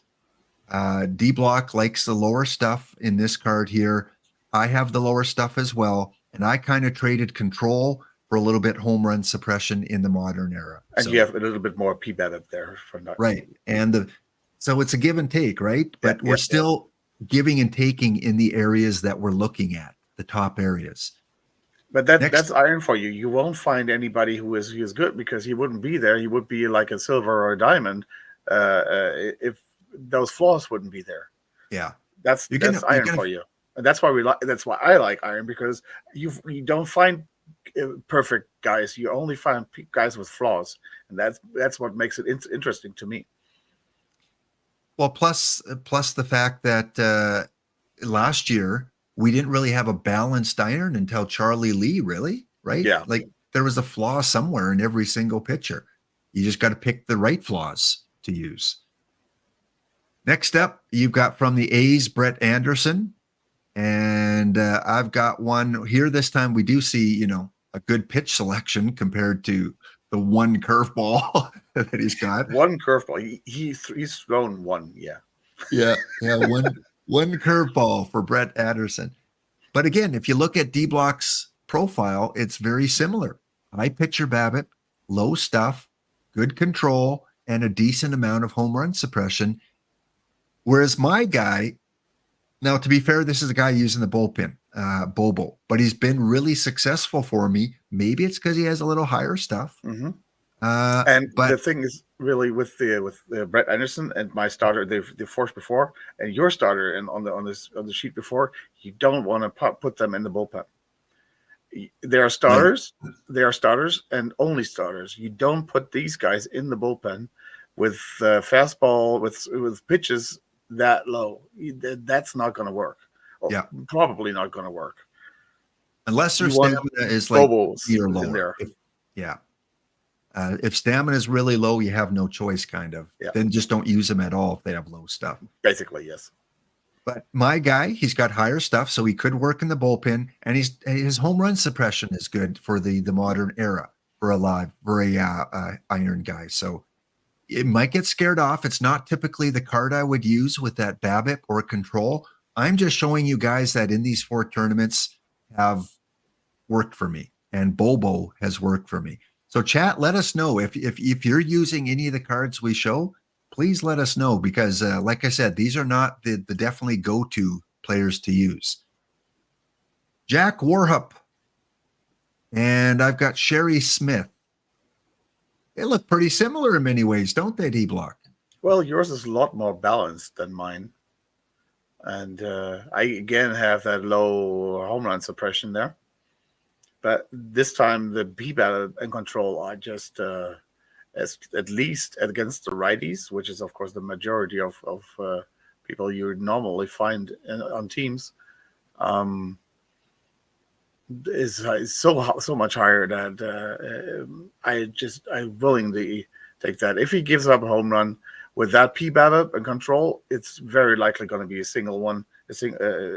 one-run home run, and I can live with that. Even if he gives up 2 one-run home runs, I can live with that. With 2 runs, I can live with that. Right. The thing is, and this is the justification if you have a lower home run but really high pitcher BABIP, is he's not going to give up a lot of singles, like base hits. And if he gives up a home run, it's probably going to be a solo home run. So do you want a solo shot every once in a while?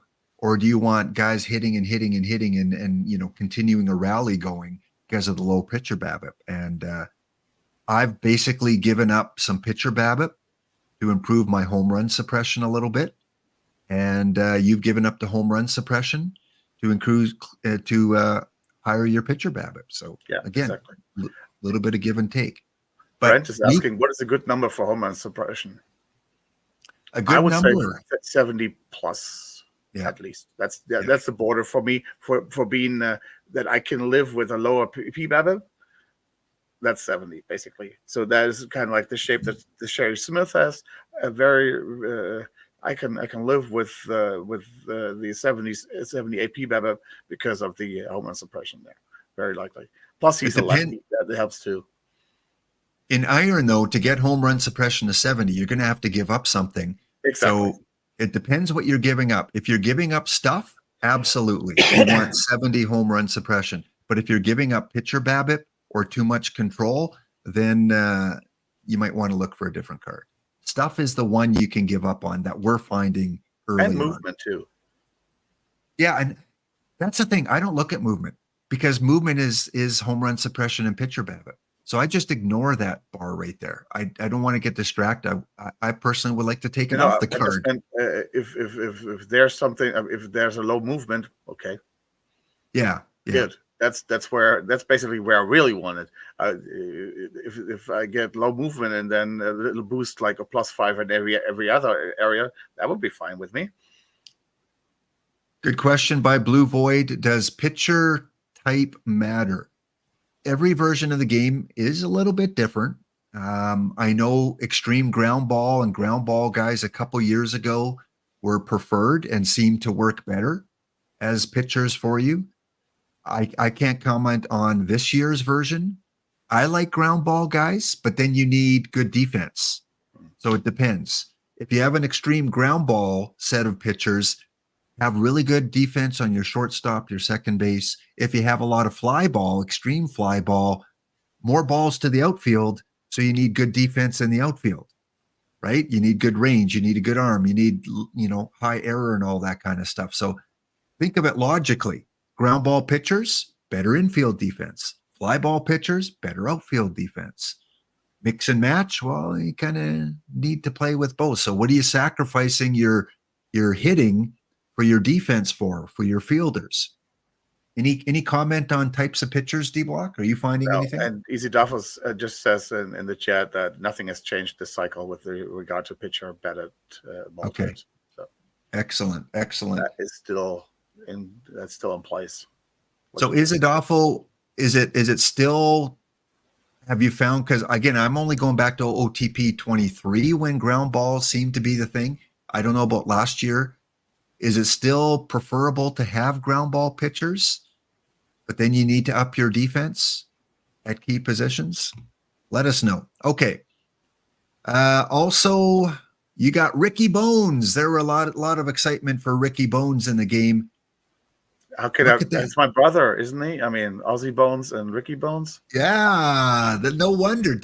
Is there a preferential treatment on this election? No. No? Look at the card. It's not. It's the same shape I've had with all the other cards, basically, but a little less control.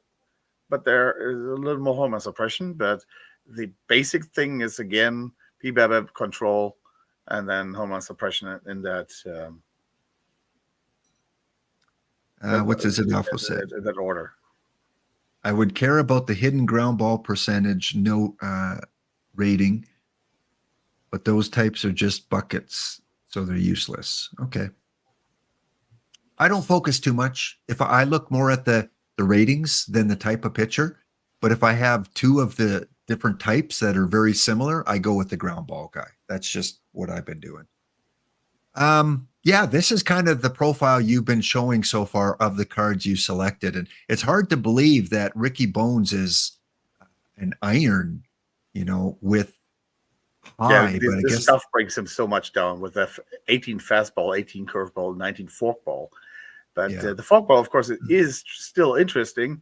That is what keeps this card balanced and not splitty. Yeah. For me, Jared Schuster has been working. A key to him, he's a lefty. So you do want, combinations of lefties and righties. Like I said, live players have been doing well for me at the lower levels. So he's fairly balanced. Home run suppression worried me a bit. He does give up the odd home run, but I'm finding they are solo shots from what I've looked at in these 4 tournaments. So another option for you as a starter is Jared Schuster. TX Jenks has a question there. Why are historical pitch ratings so different than the live ones? That is, they are completely different in the calculation. You cannot compare basically the live. At least that's how Sporer explained it to me. You cannot compare how you get to the ratings with live cards with the historical ones. With historical ones, you basically have the numbers on Baseball Reference and see what's happening with that pitcher in that season that you have with this card, and basically according to the actual numbers have your ratings there. With the live ones, you're kind of like projecting into the future a little bit. What this guy will probably do in the future, and then get like how can I put it, a speculation text on it or something like that in the algorithm. So as far as I know, that Sporer does not do the live ones. They're just done by an algorithm. And with the live ones, he checks over with the historical ones. He basically checks all these numbers against the actual results, and then kind of does some fine tuning, some adjustments here and there. Does he play? Do I really want him to be as a perfect, or do I want him to be as a 99? As with the Dave Steep card last year, that was 100, which was basically left him out hanging in the dry because nobody really could use him. But if that card would have just a little tweak downwards, it would have been a 99, and that would have been a very good card at that time. Yeah. And again, think of the cards sometimes logically. Here we have 2 cards from early era. They did not throw the ball hard back then. So their stuff is always going to be low up until a certain point in history. Pitchers did not throw the ball hard. So they're going to have low stuff ratings, whereas modern pitchers throw the ball hard. Almost every one of them. That's why they throws all the have ball hard. Tommy John surgeries, because their ligaments can't take them throwing so hard. Yeah. So they might have had the control in the pitcher Babbitt, like didn't give up a lot of hits back then, but they couldn't throw the ball hard. Whereas now you get that big stuff, very hard throwing, but weaker in other areas. So that's why there's such a difference in the look of the cards. It's the era that they play in.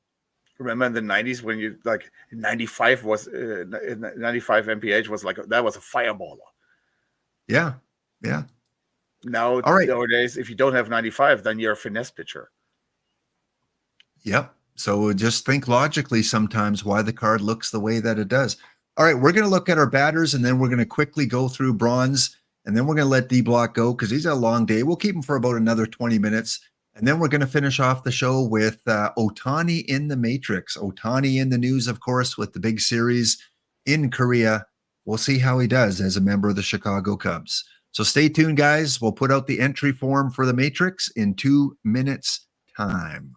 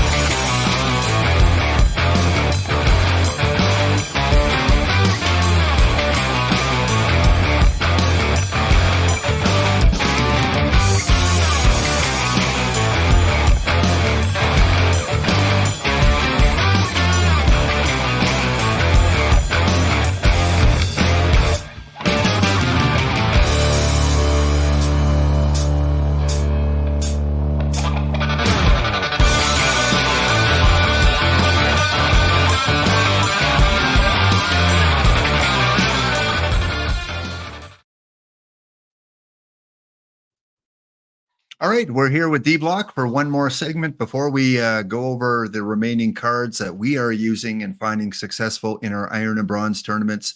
Let's take a look at the bounty and see if both bounties or one bounty has been claimed. I was swept by our good friend Ezra Denny. Don't know if Ezra's working or in the chat here, but congratulations to Ezra Denny. His packs only team have added 5 more packs for claiming the bounty today, beating me 6-5. I score 1 in the top of the 10th, and then he comes back in the bottom of the 10th to walk it off. Ezra. And Ezra has advanced, not only beat me, but now he's 1 win away from making the finals with his team. And the other team was which was the other team? The Crawdads?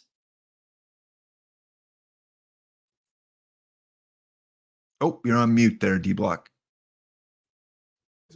I'm doing a lap here. Okay. Yeah, the Crawdads, and they lost to the Boondoggle Oranges that I actually wanted. So Boondoggles, we're not sure if you are part of this stream bounty. If you're in the chat, please let me know or send me a Twitch to whisper to confirm it, because otherwise I can't give you the packs because we didn't see you declare your team in earlier, which is kind of one of the rules here. So we'll see. We may give out the bounty to Boondoggles, but they got to notify me. So congratulations to Ezra. What kind of teams you looking at? Oh, of course, he's got Willie Mays. 409, Chick Stahl, the Diamond, Marlon Anderson, Stu Miller. He likes the Mays. He's got Carl Mays and Willie Mays. Oh, well, of course he's winning. 2 saves. I don't like that control, but that pitcher BABIP looks pretty. That whip. Yeah, the whip. What's he got? 0.67, even better. For those of you that don't know, I'm a huge Dave Steve fan. Dave Steve is your Ken Griffey Jr. or your, Willie Mays or Hank Aaron, whoever your favorite players of the past. That is mine. I remember growing up watching Dave Steve with the Blue Jays. Okay, so the bounty has been claimed. At least one of them we can give away. I did post the form for you guys to fill out. We got 7 entries so far. In about 20 minutes, we're going to go through and play out the 2024 season with Mr. Ohtani as a member of the Chicago Cubs. So please fill out the questions there, Survivor style. To advance in the contest, you have to get the first question right. So will the Chicago Cubs with Ohtani, Ryne Sandberg, Ron Santo, will they make the postseason? How many wins will they get? When I look at the batters at the end of the regular season, who will have the most home runs? What will that total be? Same with the pitcher. The pitcher with the most wins on the Cubs, how many wins will they have in the regular season? Will they win the World Series with Ohtani, Sandberg, and Santo? And then a couple tiebreaker questions with Santo and Sandberg.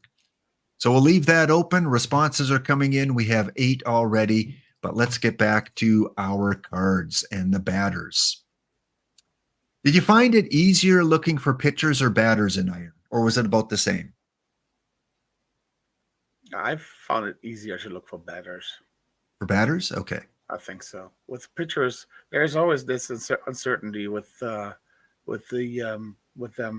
For example, if I look at my 5L team today, it's completely different shape. That's all no control and a lot of PBABIP and all that. So it's a completely different shape than I have with those pitchers that I have here. So, what time does the entry start for you in German for the 5L? How does the timing work for you? What was that, at 1400? So 2 p.m. 2 p.m. for, yeah. So it's 9 a.m. Eastern, I believe. Yeah, that is 5 hours. Yeah, exactly. Mm-hmm. Right now it's 5 hours. Okay.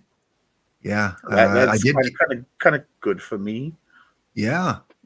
But I did get if in I today. if I would work, then of course that would be kind of bad, because right now it was like, I think it was like after 3 hours it was filled already again. So if you normally you come back at 5 or between 5 and 6 from work, even Yeah. for me, I would be I wouldn't be able to get that at home here. Yeah, GT Sundown sent me a message earlier saying, "Man, it's only 8:30 or no 9:30. Like it was like within an hour, hour and a half, and it was like at Half full, 55 yeah. out of 64. After 30 minutes, it was half full. Oh, was it at 30? Yeah. Man. So yeah, I'm setting my alarm now and coming down at 7:30 and getting entered. I can't wait till Go comes out because then I can do it easily on my Yeah. phone. But Safari was the last one to get in. oh, was he? Yeah, Wow. Yes. he said on my stream, yeah. Way to go. Yeah, Cub fan Steve, Ron Santo, Ryan Sandberg coming up in about 20 minutes or so. And Dynamic, I don't know why you're not getting the drops. Hopefully you've connected your account. For those of you that have not connected their account, you can do that easily just by following that link right there. Connect your Twitch account. Maybe refresh your browser, log off of Twitch and log back on. Because working for everyone else, I think, what drops. Not sure what the problem is there. Okay, batters. Chisenhall, you have, again, we only have one iron card in common, and it is a batter coming up later. I got Bob Musial, and when I saw he was doing well in these 4 tournaments, I'm like, that's not the card I would usually kind of put in my lineup. Low eye, that's an unusual shape, isn't it? It's more kind of like my shape that I had last year with the BABIP and power, not the power and eye, but BABIP and power. And with the gap power, I always I'm more and more I'm a fan of gap power actually. Or think that's a very underrated stat that gives you. I think the Modesty card last year that really put me onto the gap power too. I was always surprised how many home runs he hit, and that was of course because of the gap power. And yeah, with the shape, it's different. Most people, including me, were of course looking for Power Eye because that's easier to find actually than BABIP Power guys. But yeah, I can see that this card with that power, especially against the lefties, has some success. But if you look at that, the high gap power against righties and the high normal power against lefties, so that kind of balances each other out there, and not very splitty on the BABIP part. And yeah, and the eye isn't even that bad against righties. I mean, it's a 60. It's not that he doesn't walk at all. In these 4 tournaments, I made the final. He's been amongst the top 2 batters for me: home runs, RBIs, runs scored. So here's a card I would recommend that maybe try and get him in your lineup. Again, it's a small sample size, but consistently, he's probably been one of my top 3 batters with all my iron tournaments. And when I look at a card and I judge a card, I ignore contact. I don't even look at contact. It's like movement for pitchers. I look at the BABIP. I look at power, eye, gap power. I don't even really look at avoid K. It's kind of my stuff.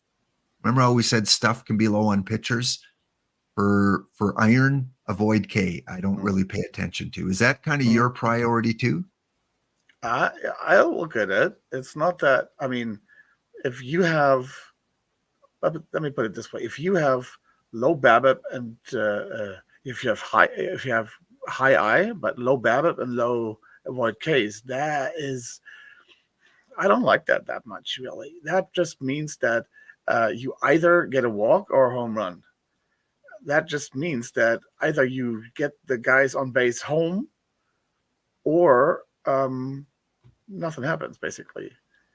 With that walk, yeah, you move somebody from first to second. He is in scoring position, but I don't want him at second. I want him at third. I want him basically that he has a chance to go from first to third. Then an equality out or a pass ball can score him. So yeah. I don't really like. I wouldn't like that. That's. I don't want I and low avoid K and low BABIP. If the BABIP is there, then yeah, I can live with strikeouts, but not with BABIP and avoid K low. I guess what I was getting at is because iron, you get such drastic ratings on cards like we Yeah. do with the pitchers. Yeah. The one I'm least important, or the one that's least important, if I have to sacrifice one, for me, it's avoid K.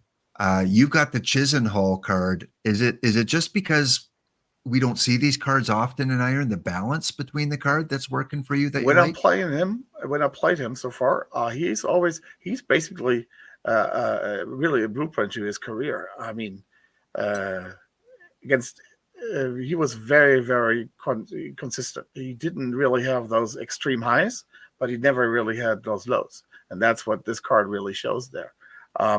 You can bet on 270 with a 330 on base percentage. That's what you get from him. You get the occasional home run. He will have over a whole tournament probably like 3 or 4 home runs.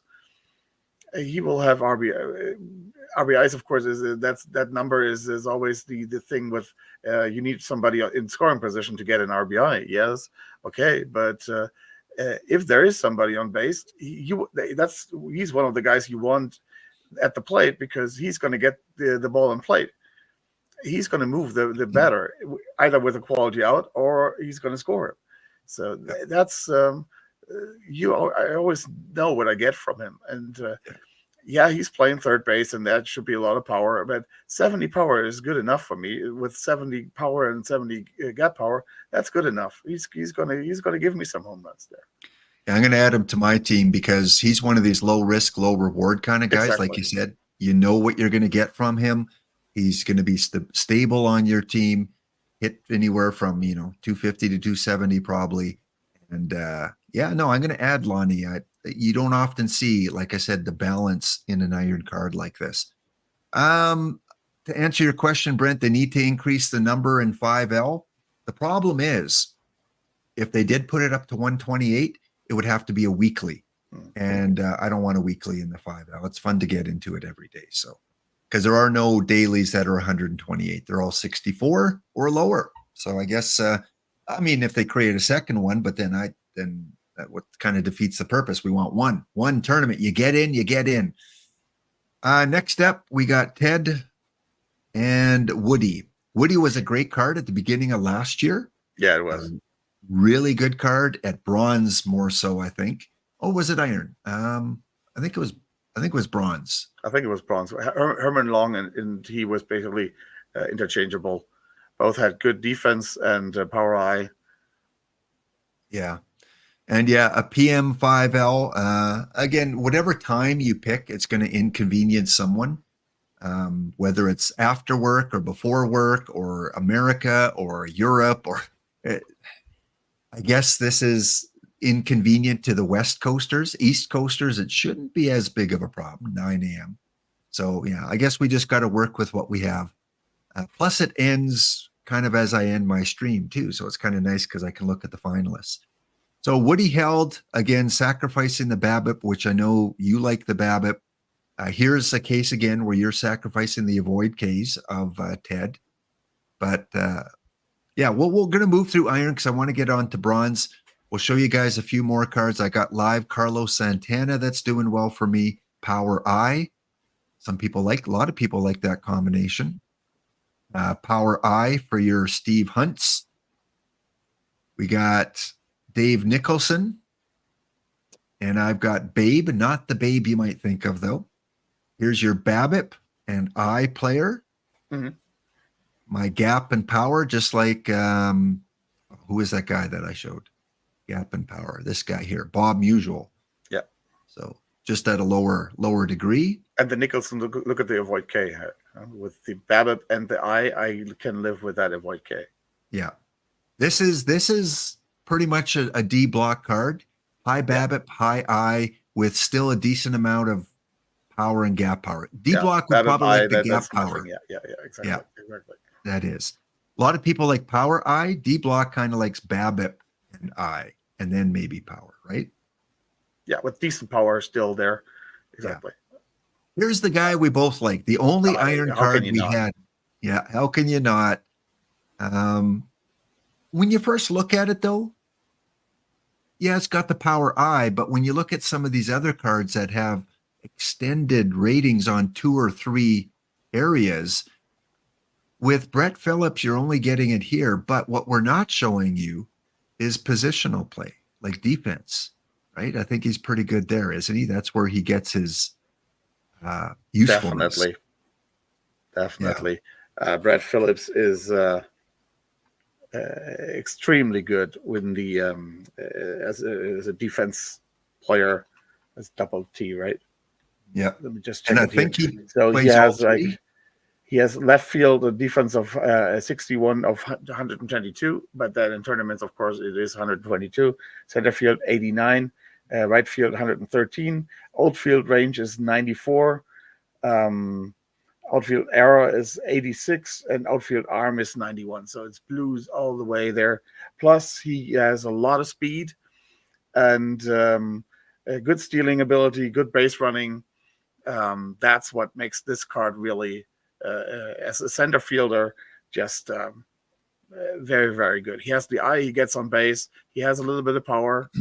So he actually hits a few home runs here and there, but he's not there. The BABIP, I mean, he's 64. It's not that he can't, he will give you something between 225 and to 250. That's what your betting average is, what you're going to get. With that eye, it's going to be, again, 330, the on base percentage. And with that defense, and also like 2 or 3 home runs per tournament. And with that defense, it's going to just lock down center field. Or if you want to put him in a corner, yeah, but you want to put him in center field. I think he's right now the best center fielder in iron. And he's actually a 46. He's a low iron. Right. Yeah. You see that 46, and I don't have the defense on here, but D-Block read it out, and it's kind of cool. We both came up with this card, and because of the defense, new people out there playing perfect team, defense, especially in center field, is really important. Last year we had that Hugh Nickel iron, which was really good in defense. He had eye, but Phillips has a little more to offer because he's got a little more BABIP, he's got a little more power. So like you said, he's not just a defensive guy that walks. He can hit a home run. He can get a base hit once in a while, which a lot of the center fielders in iron, if they're good at defense, they're horrible hitters. This guy can chip in. He can chip in. I just shared my screen here, and I have the defense there. Okay, here we go.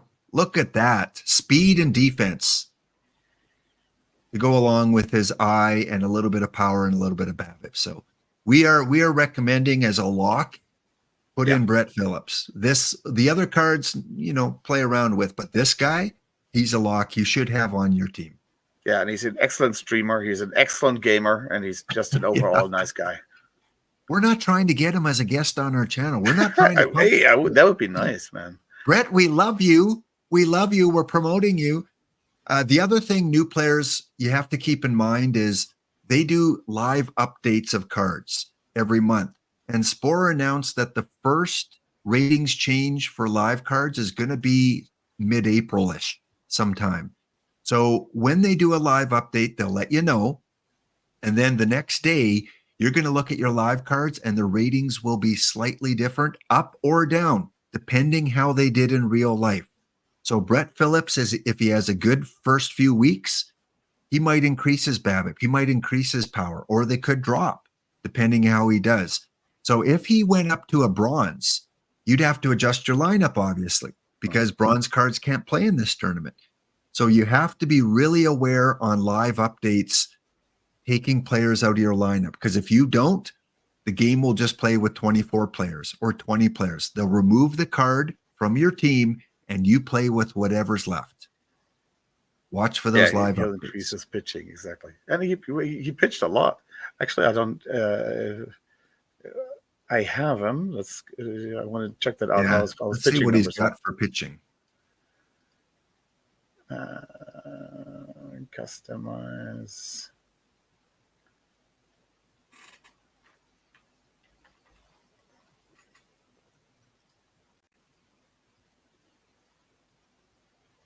What's going on here? Click filter.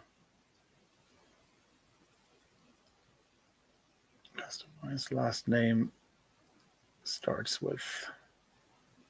So many great search features, so many, ways you can filter out things that you're looking for with OOTP. Again, the best simulation game out there. If you don't have it, if you're thinking of getting it, the sale ends Friday. Last chance to get the game for 30% off. Plus, you'll get the bonus packs for Perfect Team if you buy it before Friday. After that, all bets are off. Look at that. Even if you want a second license, some people have 2 licenses, one for Steam, one for the desktop. So Look at that P-Bab. Right here on the mouse. He's no Russell Martin. No, but he can play in Deadball. Yeah, sure. You can put him as one of your dead ball guys. Even has some movement there. We love you, Brett. Please come on our show. Give us a call. Get a hold of us. Okay, let's go on to bronze, and we're gonna zip through bronze so I can get to the Matrix series. Some of the cards that we recommend, there is maybe one lock because we both have them as one of our top cards to play. In terms of pitchers, we got a couple relievers here, Danny Kolb, and kind of an opposite profile between mine and D Blocks. Yeah. I like the high stuff.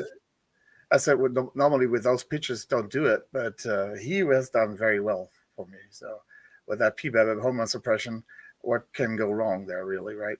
Yeah. So Van Poppel, he's got a lot of saves for me. I use him as my closer. You're going to get walks, but you're going to get a lot of strikeouts too. This is a guy, I can't remember who that was last year that came out late, that very, very high stuff and then low kind of everywhere else. But this is what I use as a closer, a guy with a lot of stuff, and I'm willing to sacrifice the odd control. But as D Block said, he's willing, because look at that blue for both home run suppression and pitcher BABIP. If one of these two was low, he wouldn't use this guy in the bullpen. But because they're both so high, he says, you know what? I'm willing to sacrifice the stuff. Next up, AJ Griffin and Brady Singer that I have in bronze. And again, control, home run suppression for Brady is a live card, a little bit more balanced. His only weakness is pitcher BABIP against the lefties. Otherwise, he's a pretty solid all-around pitcher. And for D Block, there it is. The pitcher BABIP gives up a little bit home run suppression and got the control. Bill the Spaceman Lee. Notice the profile, very similar to the iron pitchers that we showed you. Low on stuff, high everywhere else. I've got low on stuff, and I want that home run suppression in modern era, so I'm willing to sacrifice a little bit of pitcher BABIP to give up the home runs. I wouldn't want a full team that looked like this, but I don't mind the odd pitcher having that high home run suppression. Mark Thurmans and Dane Dunning. Again, here is your example of very consistent. Just like you mentioned with Chisenhall. Chisenhall, yeah. I love Dunning. I think he's a very, very good pitcher. I liked him when he was a White Sox, and I love the what he's done there with the Rangers. He was one of those relievers last year that you could plug in as a starter. Okay, a lot of people in the chat are still kind of mentioning their agreement with a lot of our choices, so that's good.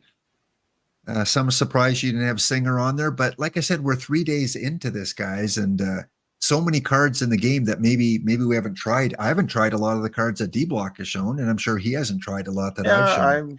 Singer and myself are not on the same page, even though that he's a Royal. We're not on the same page. That's 75 for the changeup that he has on that card. Yeah, he has that, but he never throws it. Yeah.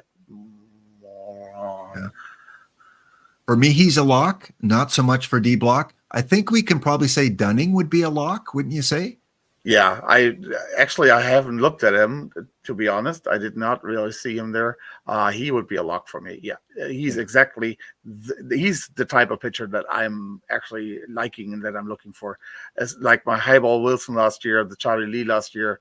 Yeah, that's I'm going to put the Dunning in definitely into my teams. Yeah, you know what you're getting usually out of his outings, and you know, even not on my team, but other teams I see when I go to the leaderboards after a tournament, you see a lot of Singers, you see a lot of Dunnings on there. Don't be afraid to play live cards. Just be careful in mid-April if he goes He up could to move a up, yeah, if he 70. has a good April. Yeah. Or a bad April. He might not be one of the lock pitchers then. Two more live players, Zach and Johnny. Johnny's worked well for me. I use him usually as my number 1 or 2 starters in bronze. He will give up the odd home runs, but I'm finding he wins more than he loses. And his ERA tends to be low. And you've got a similar profile, right? Almost identical, except your control is a little bit lower and your Yeah, it's lower. stuff's a little bit lower. Yeah. But you're gaining a little more pitcher BABIP. But otherwise, carbon copy cards here. Yeah, very similar, at least with the left-handers there. Yeah, that's yeah. So 2 more you might want to consider putting on. Like I said, I've got Brito, Dunning, Singer, all in my top 5. I've got three live cards in my starting rotation, and they've done well. Louis and Adam Dunn. Let's get to our batters. I'm surprised you didn't have Adam Dunn. Yeah, I was thinking about it, but you said five hitters, and some people had to go. So, but Yeah. Dunn, yeah, he's a good one there. This year only outfielder, I think, right now. He's only an outfielder, not a first baseman. Right, yeah. He only plays, I think, right and left. Right and left, yeah, that's what I thought. Yeah. And, not a first baseman this year, but he's the prototypical power eye guy, but has a little bit of BABIP against lefties. Actually, quite a lot of BABIP against lefties. So he's definitely a must in there. Yes, I just 5 hitters. Somebody had to go, and I tried to get like a fair shake from any position, infield, outfield. Yeah, and again, these are just 5 batters each we've chose. Doesn't mean we wouldn't have the cards in our lineup. Like, no, Dunn is definitely somebody you have to consider. Yeah. Question by D King: how do you judge pitch counts? I don't put pitch counts on my pitchers. Maybe I should. I don't know. Maybe it's a mistake. I just send the general settings in terms of percentages for my hitters and my relief pitchers. But as of now, I kind of let the game decide when to bring the pitchers out. But because I'm giving up a lot of runs late in the game, I think I need to do that. What I used to do, I'd look at their stamina for modern era. And if it was a stamina of 65, I'd add on like 10 or 15 and make it like 80. If it was 95, I'd make it like 110. So I would kind of add 10 to 15 onto what their stamina shows and use that as a pitch count.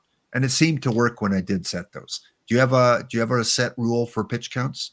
No, but I did have the 18 batters faced thing.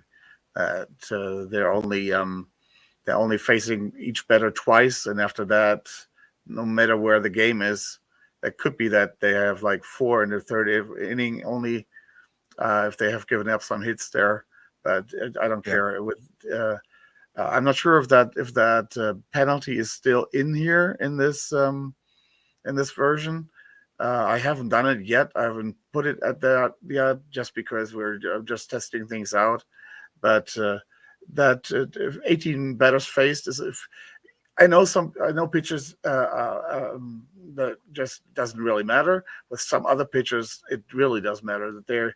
If I go for my Royals again, the Daniel Lynch, for example, and also Brady Singer, those were that were pretty dominant for the first 2 times through the batting order. When it comes to the third time, that's when they get hit hard. And And so that's another approach is going into and setting each pitcher to a specific number of pitches or a specific I like that better number than the pitch counts, actually. Yeah. And I have done that quite a bit too, is 18 batters faced. I do agree with this point here of maybe your elite pitchers. I do boost them up a little bit, like to 21. I don't mind them pitching to a few more batters if they are definitely stronger than anyone else. But yeah, many ways to do this. You can do individual pitch counts, 18 batters faced. You can set a general strategy, just see what's working. Look at the game box scores and see if they look like they're tiring and how many pitches they're thrown. Next up, we've got Morales and George Case. I like the George Case card. The BABIP, he gets on base quite a bit for me. Couple walks once in a while too against the lefties, and just a card that seems to be working early on. You've got Morales, gap, power, and power. We're starting to see a lot of cards play well And with a lot of those two. BABIP. And the BABIP, yep. Gary Renicky and Willie Keeler. Now, I do have Gary Renicky on my team. I use him. I just don't have him as one of my 5 cards, just like your Adam Dunn. So, yeah, I definitely am a Gary Renicky believer. Power, gonna walk. He's kind of like walk, home run, or strikeout kind of guy. Funny that you say that. I had him on my as a DH on my entry league team, and he gave me in the entry league, and which of course is basically an open setting. He gave me 270. Was it in 60 games, or what it was there? It gave me like, oh, it was more than 60. It doesn't matter. He gave me like a 270 average. It gave me like almost a 400 on base percentage and 30 home runs in the entry league.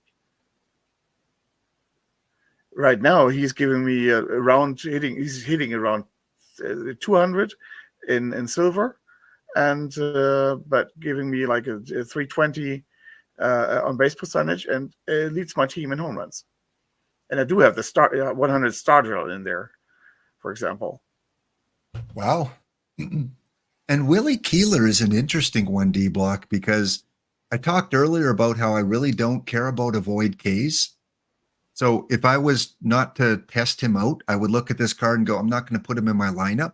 I put him in because of the name. Just at the very beginning, I was looking for cards to put in, and I put him in, and he stayed in my lineup because he's doing well for me. And just by coincidence, he gets in because of his name, but this is not a card profile I would normally put in, with avoid K being the highest. I don't know what's making him work. Any I can tell you ideas? what's working.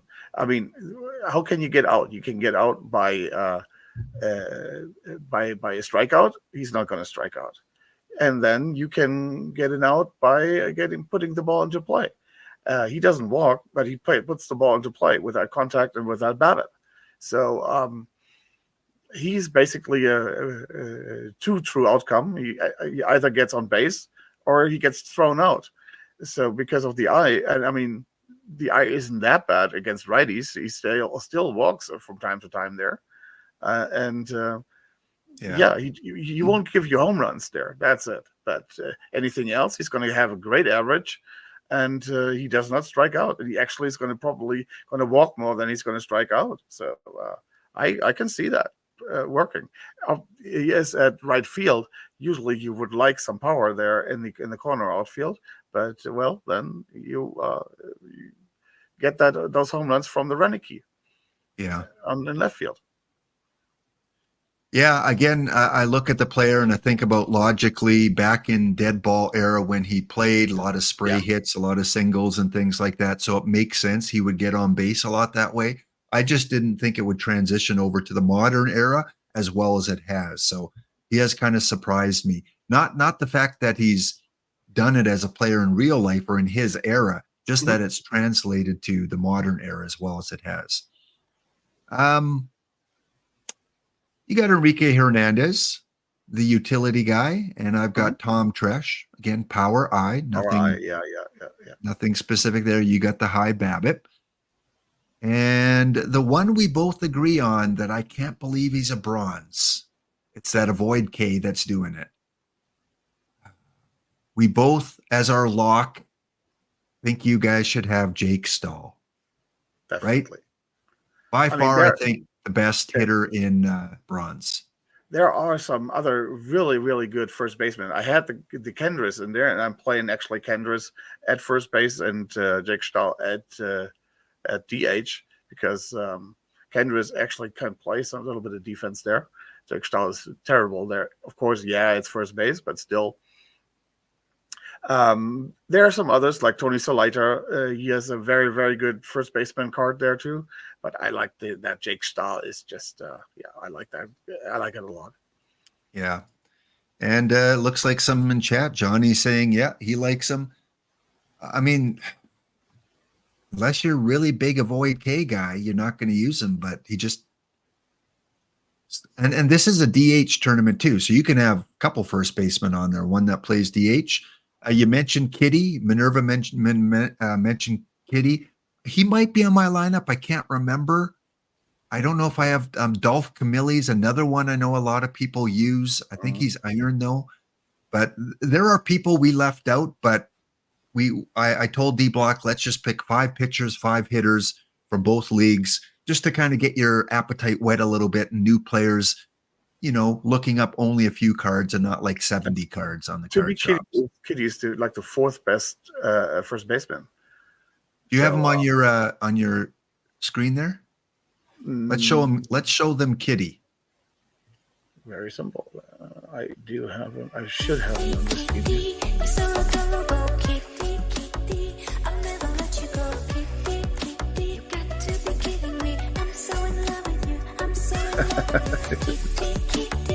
All right. And before we talk about him, Kurzov, thank you. I did take advantage of the stretch redemption that you did a little bit earlier. So thank you. I did need that stretch. And also you redeemed, shout out your perfect team, sorry if I mispronounce this, McGenry Silver Bullets in bronze 225. Pat Duncan hit for the cycle. Yet you're barely under 500 in what is this? Bronze 225. You don't even have any combinators, and you had Pat Duncan hit for the cycle. What was the reward for that? Because every time your player does a big accomplishment, big or small, you get perfect points the first time that they do that, or even multiple times for some of the bigger ones, like perfect games, I think, and things like that. What did you get, Kurzov, for hitting for the cycle? 1,000 perfect points, 2,000 perfect points.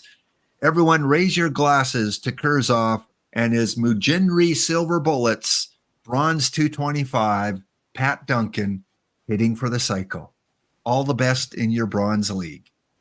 Okay, what's Kitty looking like here? Don't make me play the song. Hurry up. Get him up on the screen. What do we got? There you go. Okay. Let me get the... Yeah, compare him to Mr. Stahl. Kitty and customize Jake.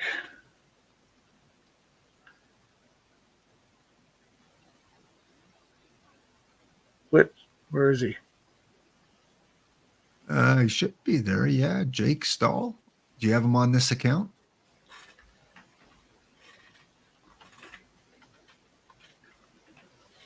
No. Oh, you don't have him yet, and he's not on this account. No. I play iron with this one here. Oh, okay. So I can't. There's none to sell there. So we'll have to do it the other way. Well, there were a couple options there for you. Jake Stahl, Kitty as well that you can play. I think I might have him on my lineup. I can't remember. Like I said, I haven't paid very close attention to quicks yet. Gorgo apparently is ripping up daily bronze early. I don't think I've been in any of those yet because I can't get in. They fill up so quick. But yeah, some people are having. I'm trying to get into the live bronze, but I just can't get in there. I've been able to get into the cap ones, but I'm not. I guess I got to learn how to play cap tournaments a little bit more. Yeah, but if you look at the Jake Stahl, he has a lot more power there than the Bransfield. Yep. Good to see Wildcat Bandit in the house with Rhino Legs, his PBE team. And the batted is much higher. Boiled egg, it's like bait. I can always tell when you're lurking. I just got to play one of those songs. There's Boiled Egg. He's still with us. So, chat, any other questions about the lower cards? We got maybe 5 more minutes. Is there a card you want D Block and I to kind of look at and give you an opinion on? Like I said, today is simply about we're throwing out a bunch of cards we find successful. Try them if you want. And as Maybe we go through week by week, we'll more fine tune it and help you out identify specific roster cards. Maybe just show my screen here just for a second. That's the Solita card that I was talking about. He's the guy with the most power I thing here. Has a very, very good BABIP. Remember that card came out very late last cycle.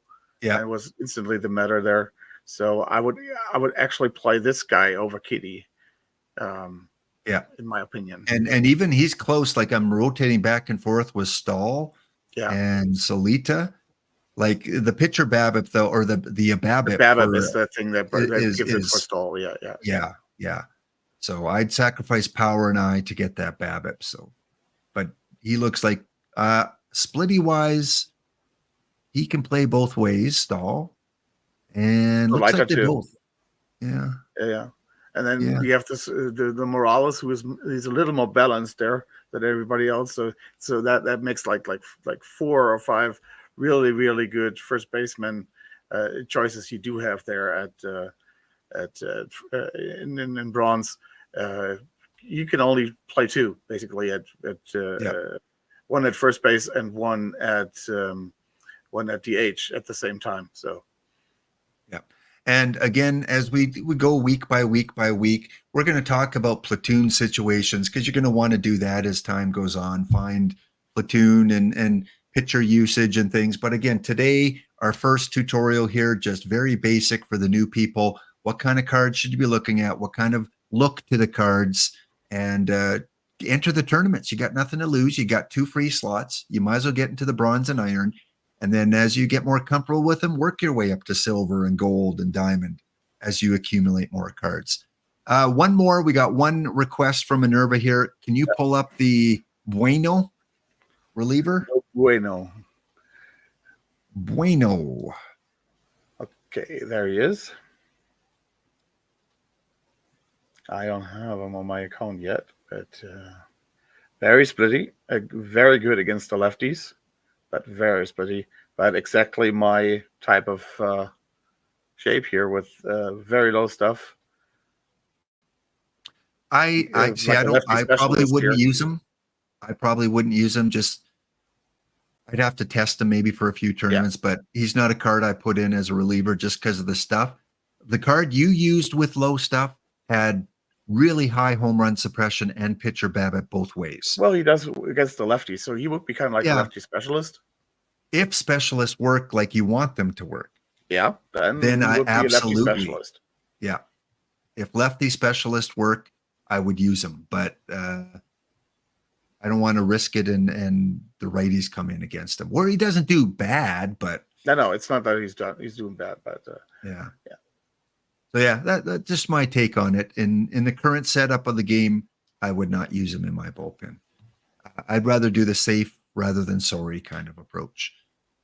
All right, I think that is it. We will be back next week, and if there are any new iron and bronze coming out on Thursday, we'll take a look at those. Yeah. Otherwise, we'll dig a little deeper and give you a few more cards that you might want to consider because we'll have a full week under our belt then.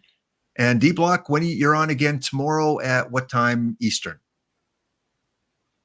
Oh, this time change. Probably what is that? 1400 at my time, minus 9 a.m. Eastern. Okay. So 7 o'clock Mountain, 6 o'clock Pacific time, 9 a.m. Eastern. Go watch this guy right up there. Don't Cut the D-Block-Dragon. Again, our newest OOTP affiliate and a guy I love talking lower levels because he shares the same passion I do with these cards. And good luck in your tournaments. And anything else you wanted to kind of mention that we might not have covered? Nah, not really. I was the semifinal of the 5L. Yeah. You are today? Were. Oh, is it over now? Okay, since you're here, 5L is in the final right now. I lost in 5 games against my opponent in the semifinal. Okay. Let's, as we close you here, let's take a look at the 5L. And thanks for sending me the results yesterday because I wasn't Yeah. able to get into the Well, tournament. you asked So for it. I lost in round 2. And your Bone Bruisers, your Bone Bruisers lost out to the Sandwiches. Taylor ham sandwiches. Yeah. First time I've seen that one. And in the other semifinal, the Baseballs. Yeah, they won against my nemesis there, the Shorebirds. The Shorebirds. So congratulations go to the Sandwiches and to the Baseballs on making the final. And again, I do track all the tournaments for the 5L, so hopefully you're able to get in at some point. And currently, as we stand right now in the 5L, 3 tournaments have finished. Waikiki, Portland, and Richmond are our 3 winners. But of course, you get points for first, second, third, or fourth. And at the end of March, whoever has the most accumulated points will win 15 standard packs. So still a lot of time to get involved in these tournaments if you can get in before it fills up. D-Block, thank you so much for taking time. I know it's been a long evening for you out there in Germany. That's fine. I had a lot of fun this afternoon. I'm having a lot of fun here with you as always. And and so many new players, pleasure. right? We got to get this out. We got to get the information out. Yeah, exactly. We don't want them to walk away. I didn't have to stream if I didn't want to this afternoon because it was kind of like an impromptu thing starting. So I knew that I was on with you, and I didn't have to stream, but I really wanted to, and I had fun. And yeah. Okay. Thank you again. We'll see you next Chad. Tuesday.